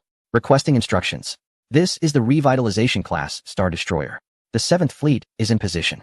We will head to rendezvous with the 18th Legion, the Fire Lizards, and then advance to the Tranquil Star region. Requesting instructions. This is the Protector-class Heavy Cruiser. The 8th fleet is in position. We will head to rendezvous with the 19th Legion, the Dark Raven Guard, and then advance to the Nebulous Star region. Requesting instructions. This is the Pride of Otheris. I am Zhong Kai. The 9th fleet is in position. Chong Wei paused for a moment, deliberately lingering on the information panel of the 9th fleet for a few seconds, then gave a firm response. Permission to depart. Soon, from left to right, all task forces began to flash with jumping lights in sequence. Then, with a whoosh, they transformed into numerous light points and disappeared from their locations. After they all left, Chang Wei also gave a warning and farewell to the Imperial Star Command remaining in the solar system. After we leave, please be sure to protect Terra. Protect the Emperor. Once an emergency arises, use the communication we provided to immediately call us back. The Supreme Commander of the Imperial Star Realm, Chang Wei, performed a salute with utmost respect and replied, "Understood, Commander. Even if it costs our lives, we will not allow Terra or the Emperor to suffer any harm. The enemy can only tread over our corpses, but they will leave behind a sea of blood." Chang Wei nodded at him, then switched the communication channel to issue orders to the remaining 10th Fleet. 10th Fleet, along with the main fleet and the Fire Pursuit Corps, begin the extermination operations against the Ling clan, orcs, space undead, and Tyranids. Annihilate all encountered chaos forces. Set sail. As soon as the command was given, countless battleship engines burst forth with dazzling light, and the Star of Hope emitted brilliant fluorescence at that moment. Finally, under the overwhelming roar akin to that of a giant deity, Chang Wei and his massive fleet transformed into streams of light, racing into the depths of the starry sea. Chapter 249, The Arrival of Angels. Light of Hope. The 8th Fleet of the Light Chasers and the Imperial Navy were suppressing the alien fleets. Vandal Star was rapidly approaching. The citizens of the Empire were suffering, and we must force a landing under the cover of firepower. Everyone move quickly. Inside the ship, red warning lights flashed continuously as Star Realm soldiers rushed through the corridors under the roars of the political commissar, preparing to board. A few Astartes approached, their towering figures occupying most of the corridor, with their heads nearly touching the ceiling. This forced the Star Realm soldiers to respectfully press against the wall to allow them to pass. Finally arriving at a spacious boarding platform, they found a circle of Astartes clad in gray armor, collectively listening to the chaplain's pre-battle prayer. "You are the Emperor's mightiest warriors, dedicating your whole selves to the Emperor. Like statues, forged in the fires of war, your hearts are like iron, your bodies like steel. Clad in the strongest armor, wielding the sharpest weapons, plagues cannot invade, and spirits cannot disturb you. Trained in countless battles, with divine weapons at your side, no one can defeat you. You are the sacred guardians of Terra, the defenders of humanity. In the name of the Space Marines, you shall fear nothing." They were the Death Spectre squad of the Raven Guard, led by a veteran named Doria, who had served for 500 years. Before every battle, they would engage in a pious prayer to inspire powerful will and unyielding spirit. At this moment, the prayer had reached its final stage. The chaplain shouted, "Fear not death, for we achieve it in his name." Then, the Astartes below erupted into a resounding shout. "We fear not death, for we are the embodiment of death." The powerful momentum stirred the blood of the Star Realm soldiers boarding nearby. The fighting spirit within burned fiercely like a flame. Soon, the ship's broadcast announced, "We have entered the designated orbit. Prepare for landing. Wishing everyone good fortune in battle. For the Emperor, eliminate the aliens. For the Emperor." With a loud bang, numerous landing craft were ejected one after another. Once outside, it became clear that the dazzling starry sky was far from the calmness felt inside the cabin. Instead, both sides were engaged in an intense space battle. Various beams, missiles, space torpedoes, and debris from ships whizzed past them, with explosions and the violent ripples of shields creating a heart-stopping spectacle. Despite the enemy's overwhelming numerical advantage, under the joint counterattack of the 8th Fleet of the Light Chasers and the Imperial Navy, the enemy began to show signs of fatigue and disadvantage, suffering increasing casualties and retreating their lines. The war was sparked by the human colonies in the nebulous star domain bordering an alien empire known as Udal. The aliens of the Udal Empire resembled pig-headed orcs, averaging 25 meters in height. They were greedy, gluttonous, bloodthirsty, and driven by powerful desires, often leading to border frictions and wars with humans. Over time, deep-seated hatred developed on both sides. Thus, mere killing could no longer satisfy these pig-headed orcs. After attacking human settlements, the males would be skinned and executed, their heads severed to be made into trophies. The females fared worse, used as tools for their release, their screams echoing until they were worn out and turned into rations for the troops. Consequently, the Udal Empire became the primary target for the 8th Fleet of the Light Chasers and the Imperial Navy in the nebulous star domain. After several of their inhabited planets were destroyed by planet-destroying weapons, the Udal Empire recognized the strength of this human fleet. Enraged and humiliated, they united with all nearby intelligent aliens to confront the human empire, forming a massive fleet to launch a retaliatory attack on human territory. Upon receiving a distress signal, the 8th Fleet of the Light Chasers and the Imperial Navy immediately halted their offensive and rushed to aid. However, by the time they arrived, One planet had already been completely ravaged by the alien coalition. The entire surface was littered with corpses, blood flowing like rivers. And countless human bodies were lined up like trees, skewered in midair as if to provoke. Moreover, next to some bonfires, there were numerous human bones and limbs that had been roasted and gnawed upon. It was conservatively estimated that at least 4.5 billion humans had died on this planet. The brave Imperial Guard fought until the last moment, but the reinforcements representing hope did not arrive in time. Due to the incomplete spread of quantum communication, combined with the fact that this was the first planet to be attacked, delays and communication blockages were inevitable. Now, the alien coalition was invading the second planet, Bandle Star. This time, the 8th Fleet of the Light Chasers and the Imperial Navy arrived just in time, instantly turning their anger into strength. Without a second thought, they charged head-on into close-quarters combat. Instantly, the scene erupted into a chaotic spectacle of artillery barges, boarding actions, ship collisions, and intense dogfights between fighter squadrons, all unfolding in a relentless, dizzying flurry.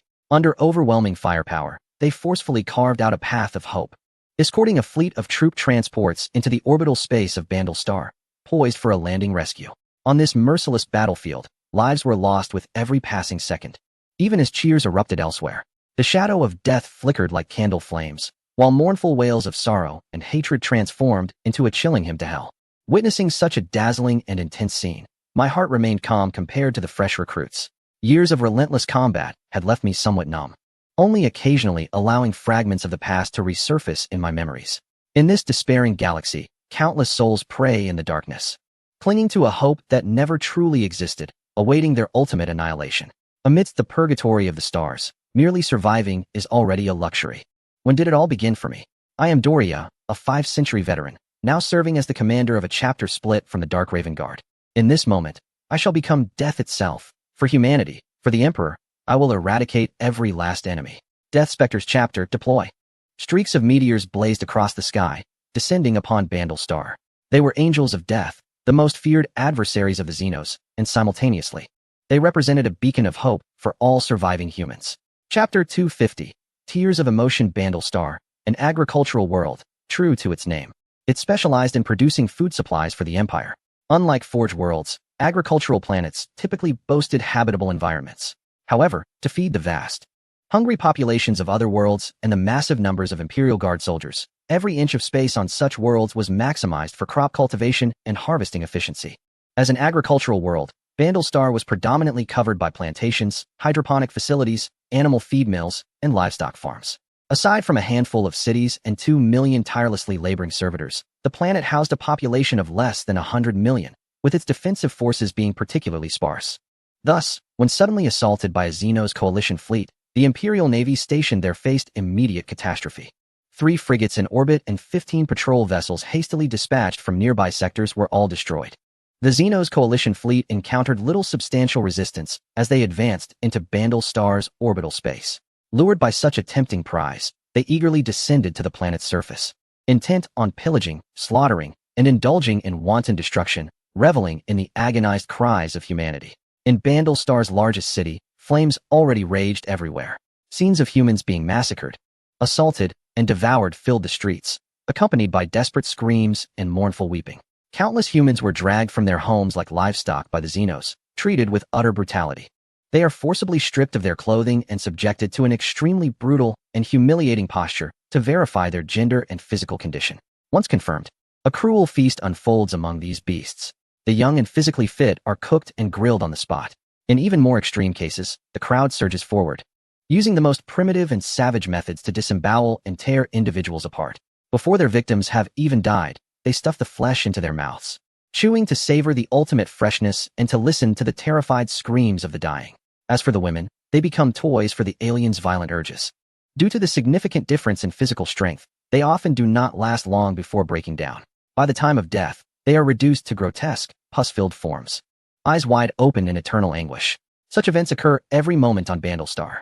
Prayers, helplessness, and despair fill the hearts of everyone. Now, the remaining survivors in this city have all been gathered within the St. Celestine Academy, under the jurisdiction of the Stained Glass Convent. The convent is composed of diligent craftswomen. Though they are nuns, their duties are limited to maintaining and crafting windows for imperial temples and cathedrals. Beautiful, intact, and eye-catching stained glass serves as a beacon to attract the masses for spiritual enrichment. St. Celestine Academy is the institution dedicated to training these stained glass nuns. Although the academy only admits graceful and dignified girls under the age of 18 as nun candidates, it is still part of the imperial clergy's domain. As such, it possesses its own defensive capabilities, together with imperial guards who have fled here and a large number of civilians. They have begun constructing simple fortifications through collective effort to fend off the alien attacks and buy time. But how long can they hold out? Boom. The gates of St. Celestine Academy are under fierce assault. The remaining men are desperately holding the last barrier to prevent it from being breached. Numerous female students are hauling heavy objects to help block the entrance. Suddenly, they hear the heart-wrenching screams of their seniors who were captured after failing to escape. Unable to resist, they instinctively approach the welded-shut windows, peering through the gaps in the barriers toward the source of the sounds. The sight immediately terrifies these young girls, causing them to cover their mouths in sobs, their faces etched with fear. Their legs tremble uncontrollably beneath their short skirts, and unpleasant fluids trickle down their stockings. A few girls collapse instantly, sinking into a helpless squat on the floor. Trembling all over, they clasp their hands in prayer, ignoring their disheveled skirts and exposed modesty, devoutly beseeching the God Emperor for salvation and the arrival of angels. "Oh great God Emperor, please save your pitiful subjects. Where is your fleet? Where are your angels?" Boom, boom, boom. The gates shudder violently once again under the assault. Through the cracked seams, the burly, sneering figures of pig-headed creatures can be seen, relishing their predatory game. A man bracing the door turned and shouted, "Stop praying. Come help us. Do you want to end up like those girls outside?" The firepower from the academy's rooftop had not ceased, but the onslaught of the pig-headed creatures was overwhelming. They chose not to use heavy firepower in retaliation, wanting to capture the last spoils from within the academy intact. Instead, they exchanged fire with the armed guards on the rooftop while sending waves of heavily armored soldiers with shields to assault the door. At this point, humanity was nearly out of ammunition. If they couldn't deal with the shield-bearing soldiers below, the academy's doors would soon be broken down. When that happened, a horde of pig-headed creatures would rush in, turning the entire academy into a hell on earth, directly enacting a scene of the Holy Academy of pure suffering. The soldiers on the rooftop exchanged glances and made a quick decision. If the humans of Bandle can be saved, do you think we could become heroes? Impossible. We are nothing but dust in the vast territories and population of the Empire. Even if we die in some corner, who would remember us? In the end, we would just be a string of numbers on the casualty list of the Imperial Military Department. A few soldiers fell silent for a moment before they all looked at each other and smiled. Even so, we have no choice, do we? Yes. Hold on to the best hope. Prepare for the worst. For the Empire. For the Divine Emperor. Then, they pulled the fuses from their bombs and began to leap one by one from the high building, using their body weight to plunge into the midst of the pig-headed creatures that were charging at the door. Boom, boom, boom. Explosions erupted one after another, tearing the shield-bearing pig-headed creatures apart. The sounds of their cries filled the air, relentless. The brave actions of the Imperial soldiers bought precious time for those inside the academy once more. No one knew their names, but they all shared a common name: the Star Realm Army, guardians of humanity and the Empire. Perhaps the tremors from the explosions were detected by the angels, as a multitude of meteors suddenly changed course in the sky, heading towards the Holy Academy. Boom! A loud noise raised a cloud of dust. Before the pig-headed creatures could react, Doria, wielding a chainsaw sword, led the Death Phantom squad out from the shadows. With swift and precise strikes, he decapitated one pig-headed creature, followed by a series of explosive gunfire. Eliminate the aberrants. Blood for blood. Eliminate the aberrants. Blood for blood. Eliminate the aberrants. Blood for blood. Roaring to the heavens. The cries echoed. The surviving humans watched this scene with tears in their eyes, unable to speak. In the distance, countless meteors streaked across the sky, creating a shocking spectacle on Earth. Those emerging from the landing craft, besides the Emperor's angels, were also a large group of brothers clad in CMC power armor, wielding Gauss rifles, with the Star Realm Army flag planted on their backs. Chapter 251, Total Annihilation. The battle begins. A large number of upgraded soldiers from the Star Realm Army, equipped with CMC power armor and Gauss rifles, are taking down the aliens with ease. Especially with the enhancements provided by the CMC power armor, they not only qualify for close combat against the alien foes, but their average height has also reached 23 meters, comparable to that of ordinary Astartes. The only downside is that they appear quite cumbersome, making them a larger target for attacks. However, compared to the nearly bare protection they had before, this is a significant improvement. In terms of weaponry, the C-14 electromagnetic spike rifle shows immense advantages in penetration and versatility compared to the previous weapons used by the Star Realm Army. Under the old battlefield survival conditions, whether one could empty a magazine somewhat depended on luck. Now, emptying a magazine feels unsatisfying. The entire combat process is straightforward and brutal. From spotting the aliens to raising their weapons and firing, it doesn't take long before the enemies are wiped out. There's hardly any recoil, and they can even demolish the enemy's heavy vehicles? That is impressive. Firing a few rounds into the sky, one might even take down the enemy's warships. The shock isn't just felt by the Star Realm army, but also by the unsuspecting intelligent aliens. In their eyes, they don't see mere cannon fodder soldiers, but an overwhelming army charging at them. It's utterly terrifying. Run. The humans are not playing fair. They're overwhelming us with numbers. The enemy is all Astartes. Wait for me, brother. I haven't boarded yet. Get lost. My vehicle is already carrying 30 warriors. That's nearly a full squad. There's simply no room left. If anyone else climbs on, we won't be able to move. Please, considering I let you enjoy that human woman earlier, just let me on for a ride. In the face of survival instinct, any intelligent being tends to act selfishly. If you can drive ahead, others will dare to take shots at you from behind. A lot of mutual harm unfolds, all in pursuit of that slim chance of survival. Then the wrath of humans will demand their lives. Any action they take will only prolong their inevitable fate. Kill. Wipe out those aliens. Eliminate those beasts. Don't let them escape. Blood for blood. For the Emperor. For the War Master. The sound of gunfire roars like a metal storm. The artillery thunders. I bring death to you, but offer hope to my family. Your cries of anguish evoke no pity in me. Your lives are as worthless as dirt. Those who seek to kill me will ultimately be destroyed by me. Strike hard at the enemy. Crush the enemy. Let them all die. With a loud bang, a massive machine suddenly charges into the alien horde, wreaking havoc. It's a fearless mech, intercepting and slaughtering the enemies with remarkable efficiency. In the fleet of the Lightbringers, there are no units known as the Dreadnoughts. This is because the Dreadnoughts are piloted by interstellar warriors whose bodies have been so severely damaged that they can no longer fight. The two are connected closely through neural links, allowing the pilot to control the large robot as if it were their own body, returning to the battlefield until they can fight no longer. Thus, it is referred to as a living coffin. The main body is confined within a cramped metal shell, constantly feeling the cold and darkness, with only loyalty to the Emperor and the belief in dying for his cause, keeping their hearts beating. They then charge into battle, fighting fiercely, seeking only a glorious death.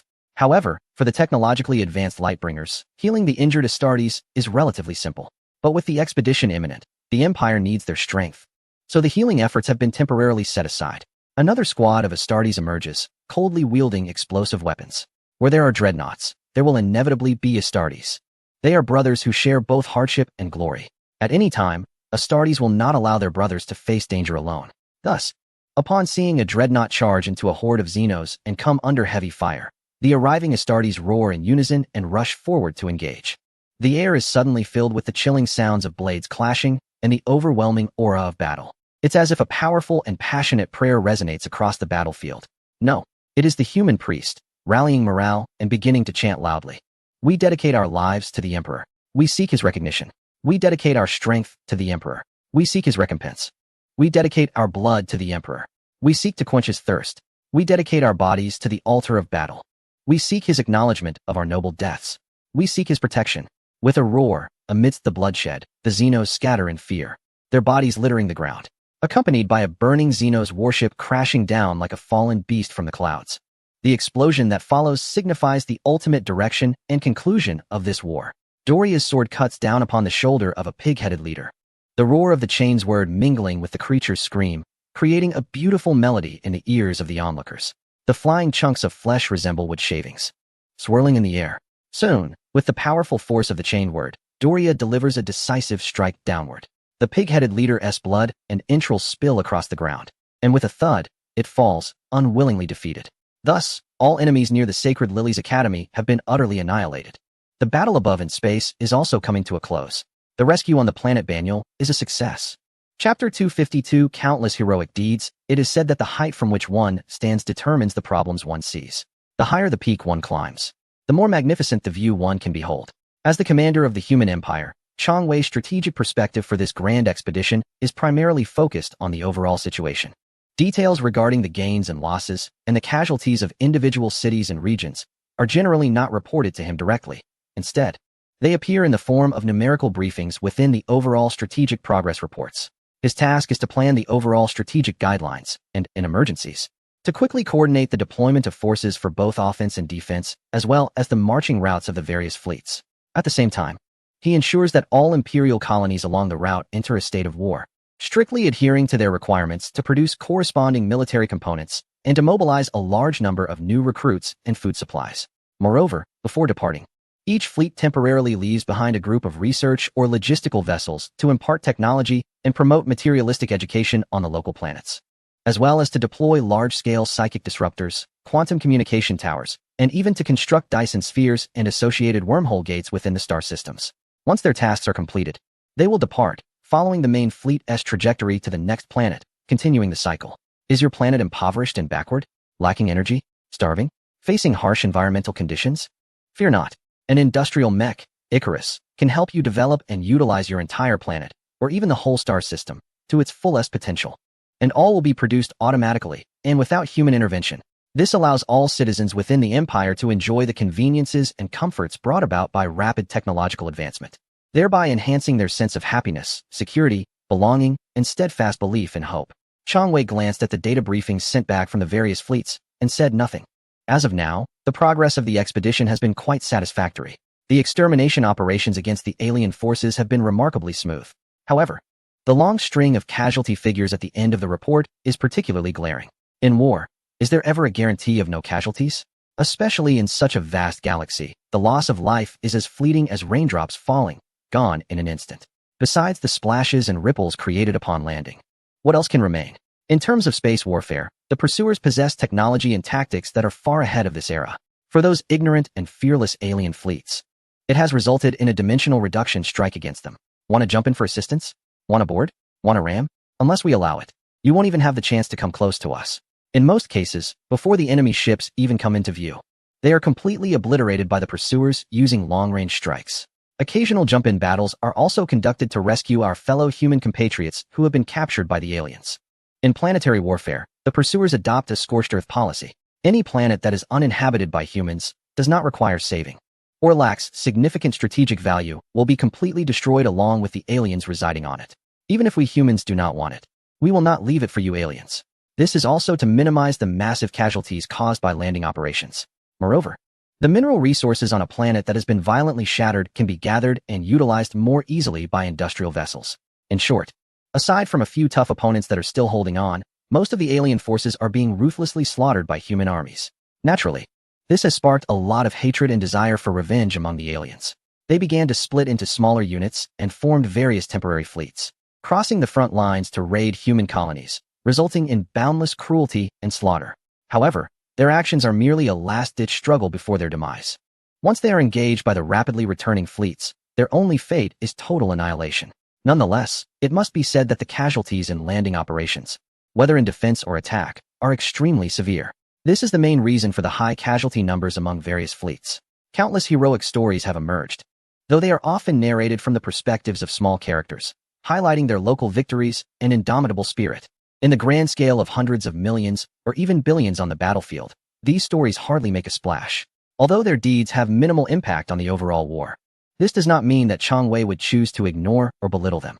Whenever he has free time, he takes the opportunity to review the battle reports of those small heroes, because only by understanding their stories can he better comprehend the significance and responsibility of his own actions for countless individuals. Within these heroic tales, Chang Wei sees the soldiers of Krieg fearlessly charging into battle amidst a hail of bullets, their morale unwavering. He sees the Cadian forces standing tall under difficult conditions and siege. He witnesses the poignant scenes of the stormtroopers, a group of loyal warriors, fighting tenaciously against overwhelming odds, adhering to the Emperor's will, and ultimately perishing together with the enemy. There are countless heroic stories of these small characters, so many that Chang Wei might spend a lifetime and still not read them all. It can be said that their deaths were caused by the expedition he initiated. Yet they understand that if they do not choose to sacrifice now, the burden of sacrifice will fall on the next generation, on the future of humanity. If this expedition is not launched, the fate of humanity may continue to be one of suffering under the blades of various alien forces. Life and death hang in the balance. Chang Wei closed his eyes and instructed Matahona. The casualties among the fleets must be handled properly. The cruel practice of executing injured soldiers on the battlefield and using the bodies of the fallen for making starch blocks must be strictly prohibited.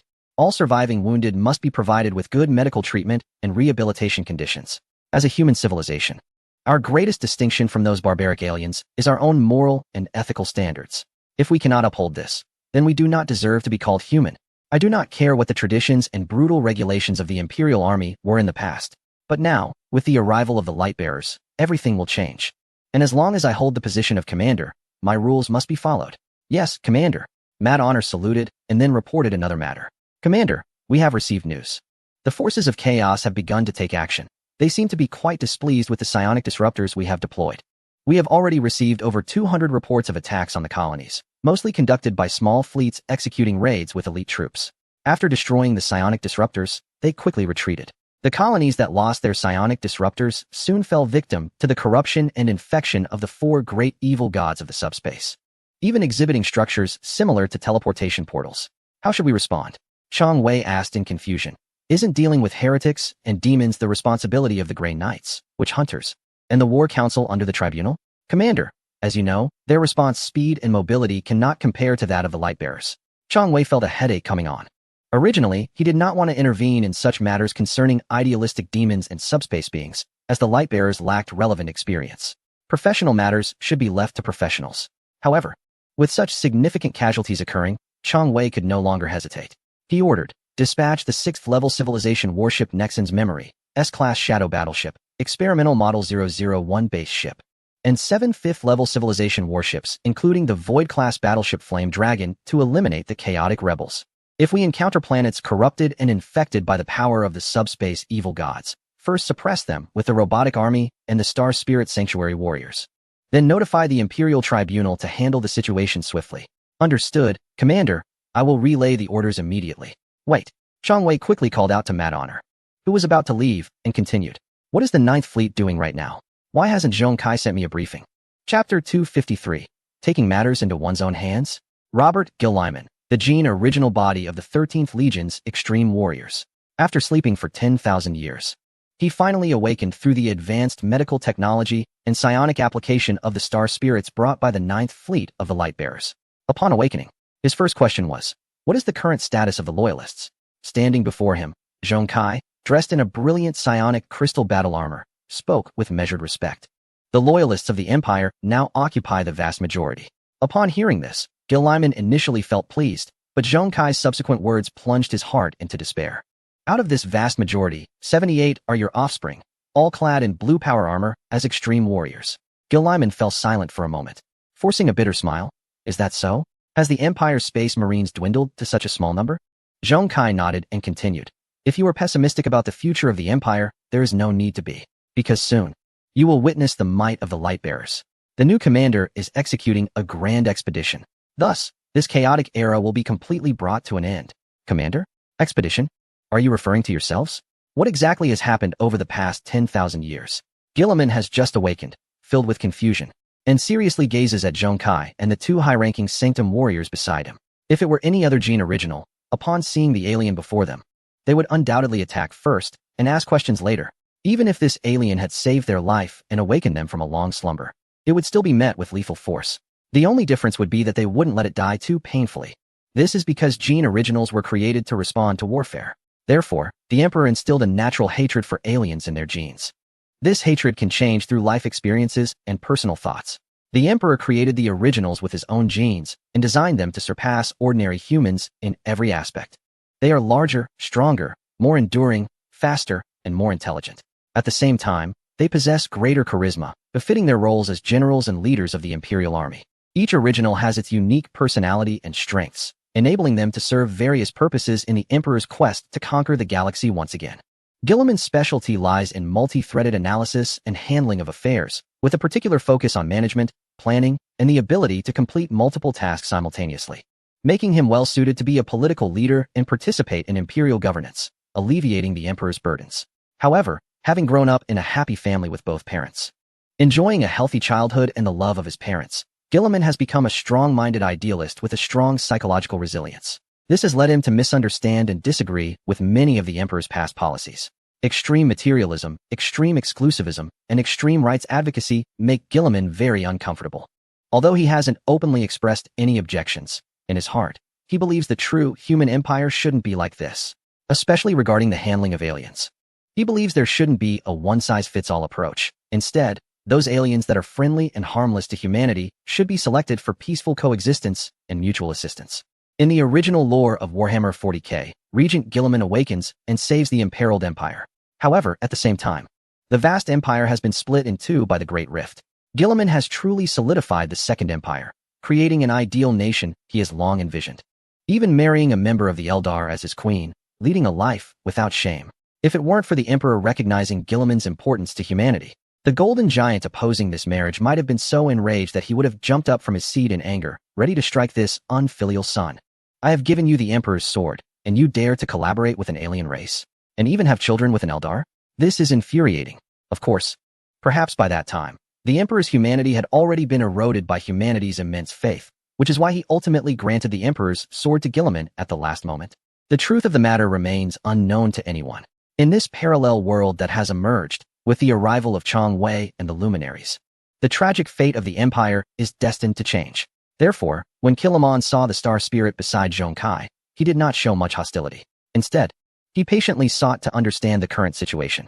At the same time, he instructed his elite warriors to exercise restraint towards the Star Spirits and not to confuse right and wrong.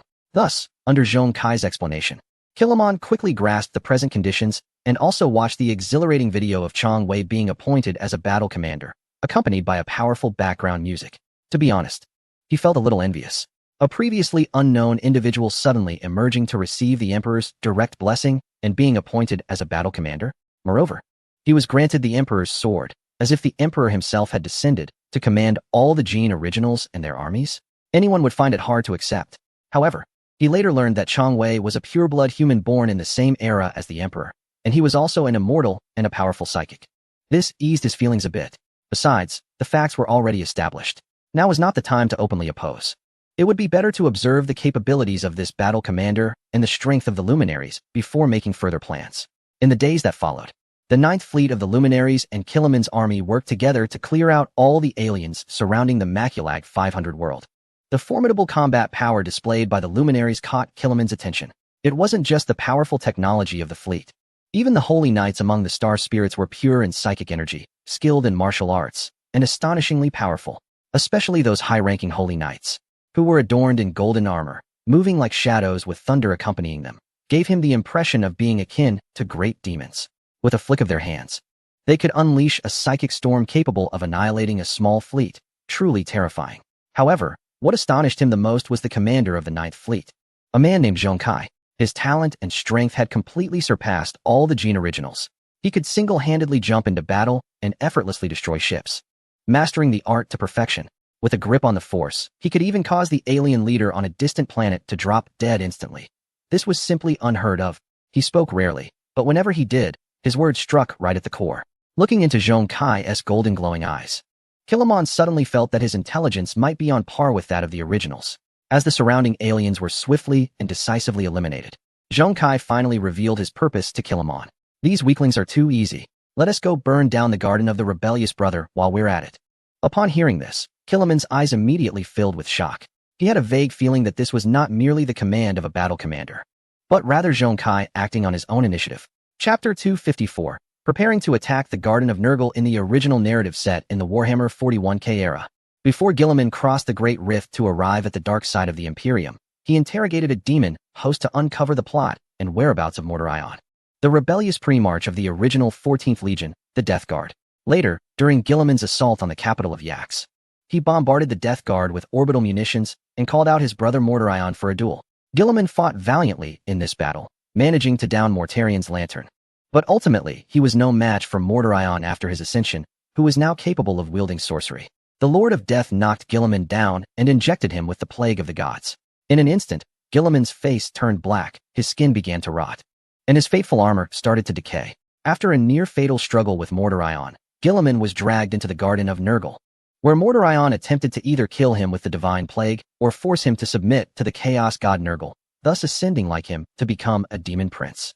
However, unbeknownst to everyone, all of this was already part of the Emperor's plan. The suddenly manifest Emperor not only repaired the fate-ridden armor damaged by the Divine Plague, but also healed Guilliman's wounded body and rendered Mordorion immobile.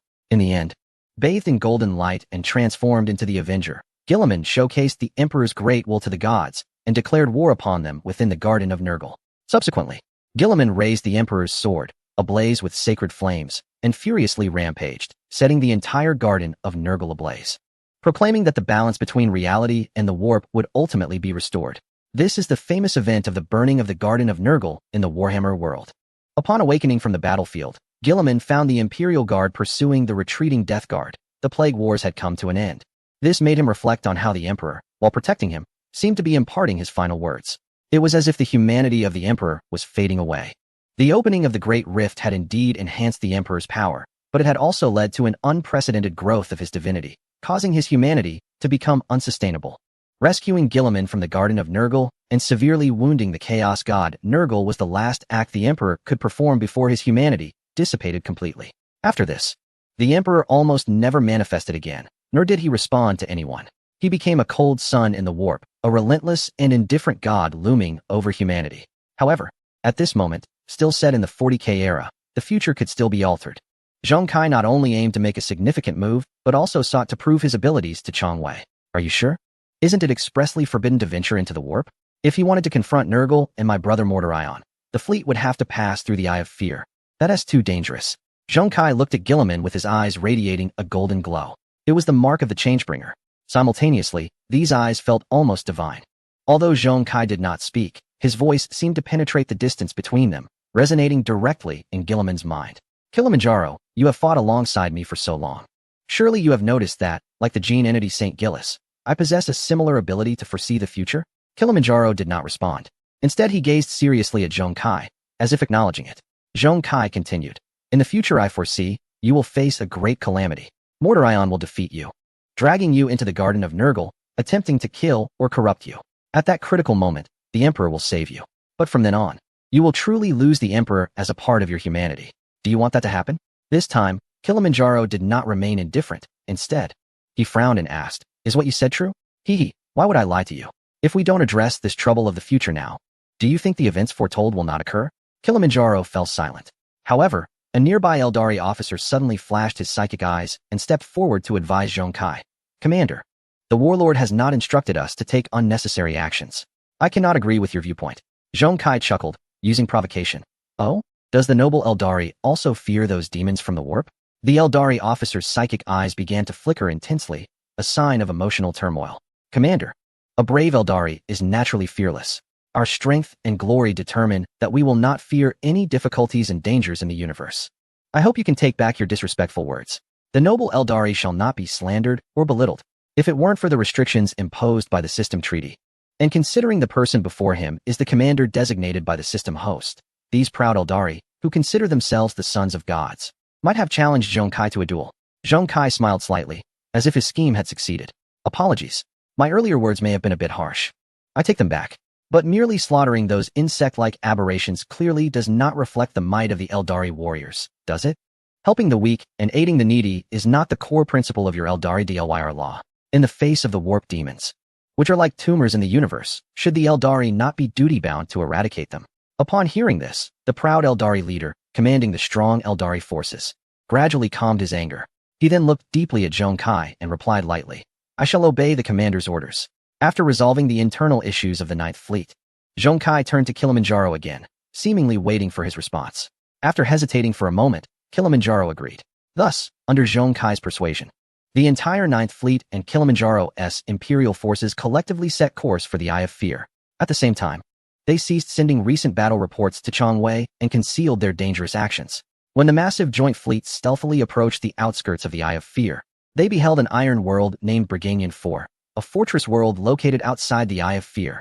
This fortress world serves as a forward base for the evil chaotic forces within the Eye of Fear to enter the material universe. Its dominion has changed hands several times, having been occupied not only by the Midnight Lords but also ruled by the Black Legion, Death Wardens, Sons of Vengeance, and the Brotherhood of Blood. However, to this day, it is held by the rebellious Fourth Legion, the Iron Warriors, under the control of the Chaos Lord. Despite its proximity to the Eye of Terror, it is not a realm of demons. Although the surface is still filled with demonic energy from the subspace, there exists humanity above. Yet, these humans are all kept in captivity, meant to be sacrificed to the gods of chaos. Their fate is akin to that of livestock. Some are brought in from outside, while others are born on this planet. Even inbreeding is of no concern, as long as the population can be maintained. Their ultimate fate is to lose their humanity, go mad, and then be sacrificed through various cruel means. Overall, this is a place filled with despair, rife with corruption, and set up as a vast fortress laden with numerous mechanical devices and magical traps.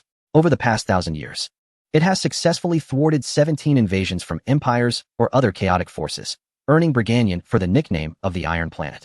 Attacking this planet using the conventional tactics of this world would be nearly impossible, and one must be prepared for billions of casualties without any guarantee of success. But now, in Zhong Kai's mind, the laughter of the chaos deity echoed along with his own. Chapter 255, Paladins. Unleash the Lightblade.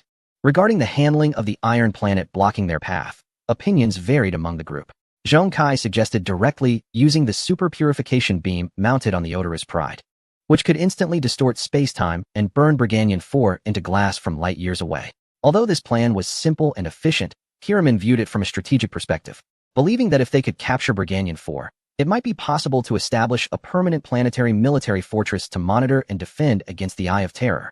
This would be greatly beneficial for the human empire and even the entire reality.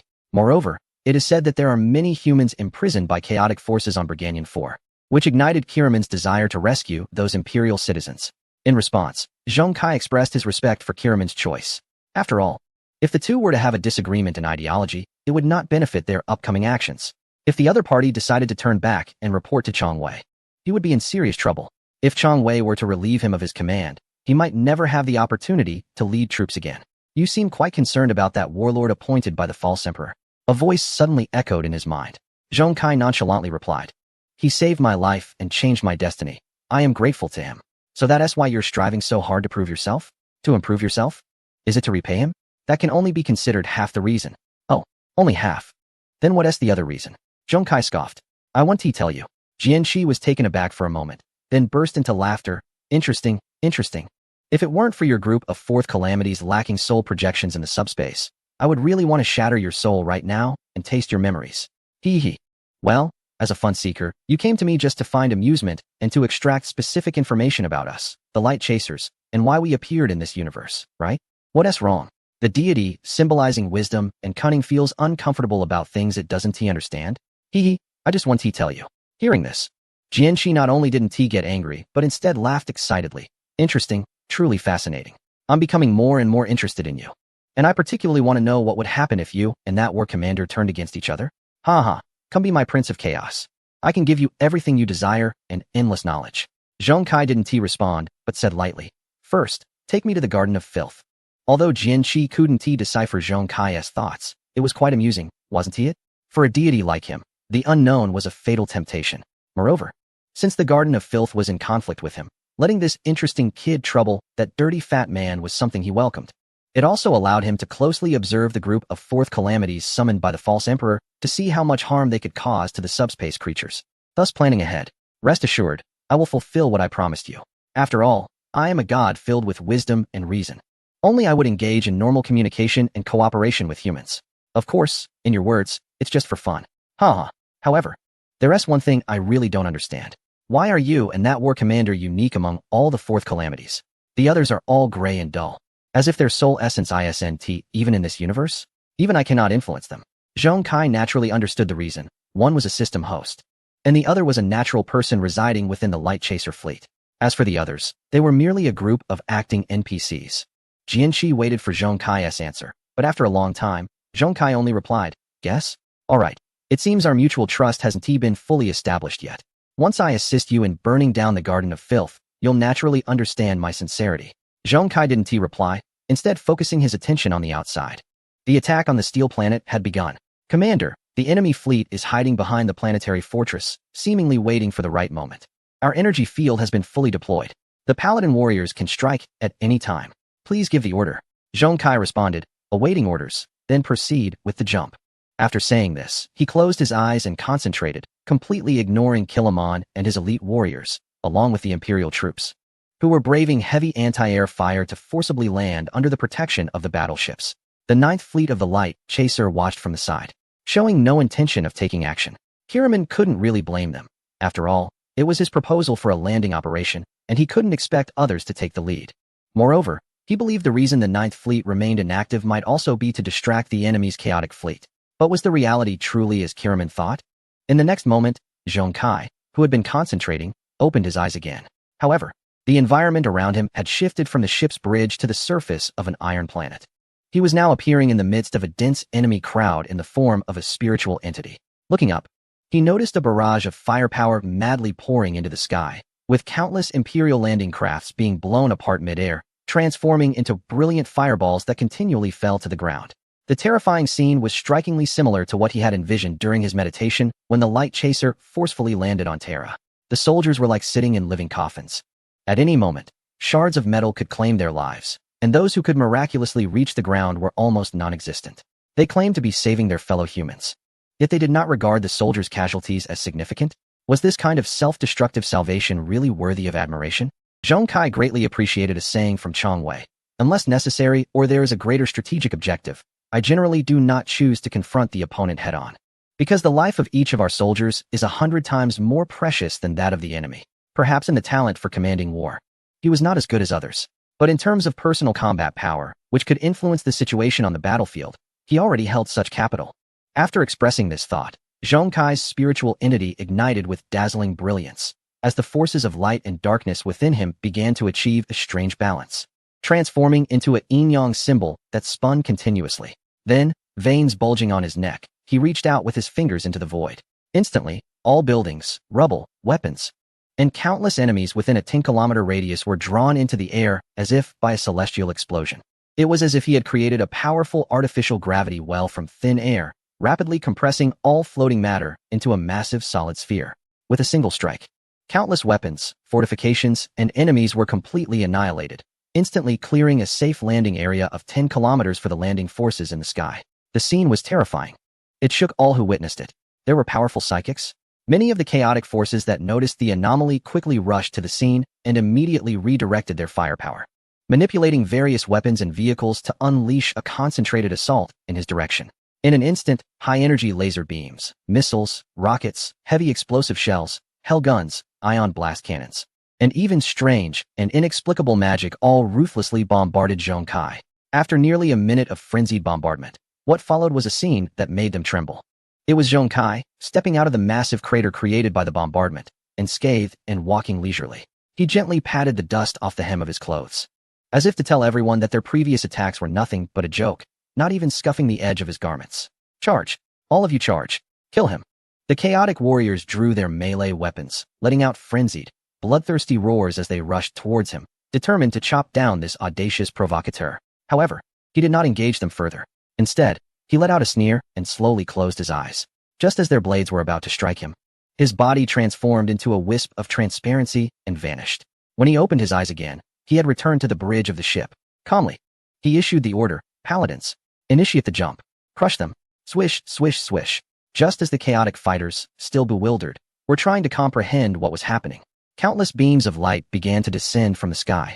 Then, figures clad in golden armor, tall and majestic, exuding martial virtue and protected by spiritual energy, emerged steadily from the light. Their purpose was singular, to annihilate every enemy on this planet. Paladins, show your blades. Kill. Chapter 256. The Force Guides Me. As the assault on Brigantian 4 commenced, the chaotic fleet received orders to execute a pincer attack, planning to launch a surprise strike from low orbit to severely damage the Imperial Navy that was landing. In military terms, this is a classic intercept tactic, characterized by efficiency, rapidity, flexibility, and direct strikes at vulnerabilities. The core element is to swiftly and accurately exploit the enemy's weaknesses for a sudden assault, with a strong emphasis on timing, requiring troops to respond quickly to crush the opponent at the fastest pace. If successful, the forces led by Kilimon would suffer heavy losses, as the mobility and flexibility of warships are difficult to maintain during the landing craft deployment. Even slight attacks could easily cause chaos within the fleet. Unfortunately for them, their intentions had long been foreseen by him, who possessed precognitive abilities. The fate awaiting this chaotic fleet was destined to be annihilation. Now, he had truly become a formidable Jedi. With the enhancement of spiritual energy, ghost energy, and the transformative powers, his force abilities had grown immensely powerful, mastering many techniques with remarkable skill. Prophecies of distant futures, foreseeing imminent dangers, controlling objects with a force potential of up to 3.97 billion tons, mind reading, protective barriers, enhancements, healing, lightning, mental control, consciousness transmission, and so on. He could say that killing from light years away was merely a trivial matter. In the blink of an eye, he could traverse countless star systems. Compared to the former Darth Vader, he was indeed superior in every way. Moreover, the most extraordinary aspect of the Jedi was the ability to communicate with the cosmic force, to be guided by it, and thus to decipher one's own fate. In the long river of his own fate, he saw his own death. He saw himself lying in the cockpit of a quantum mech, with the glow of the setting sun casting light on his face. A faint smile appeared as he slowly closed his eyes, taking his last breath. Perhaps the reason why the Jedi in the galaxy fell into extinction was that they had seen through their own destinies. No matter how many times they were to start over, they would not change such a future, for it represented their unwavering will and the persistence of their beliefs. This strange feeling also resonated with Zhong Kai in the present. Zhong Kai wondered if such a fate was real, but if his final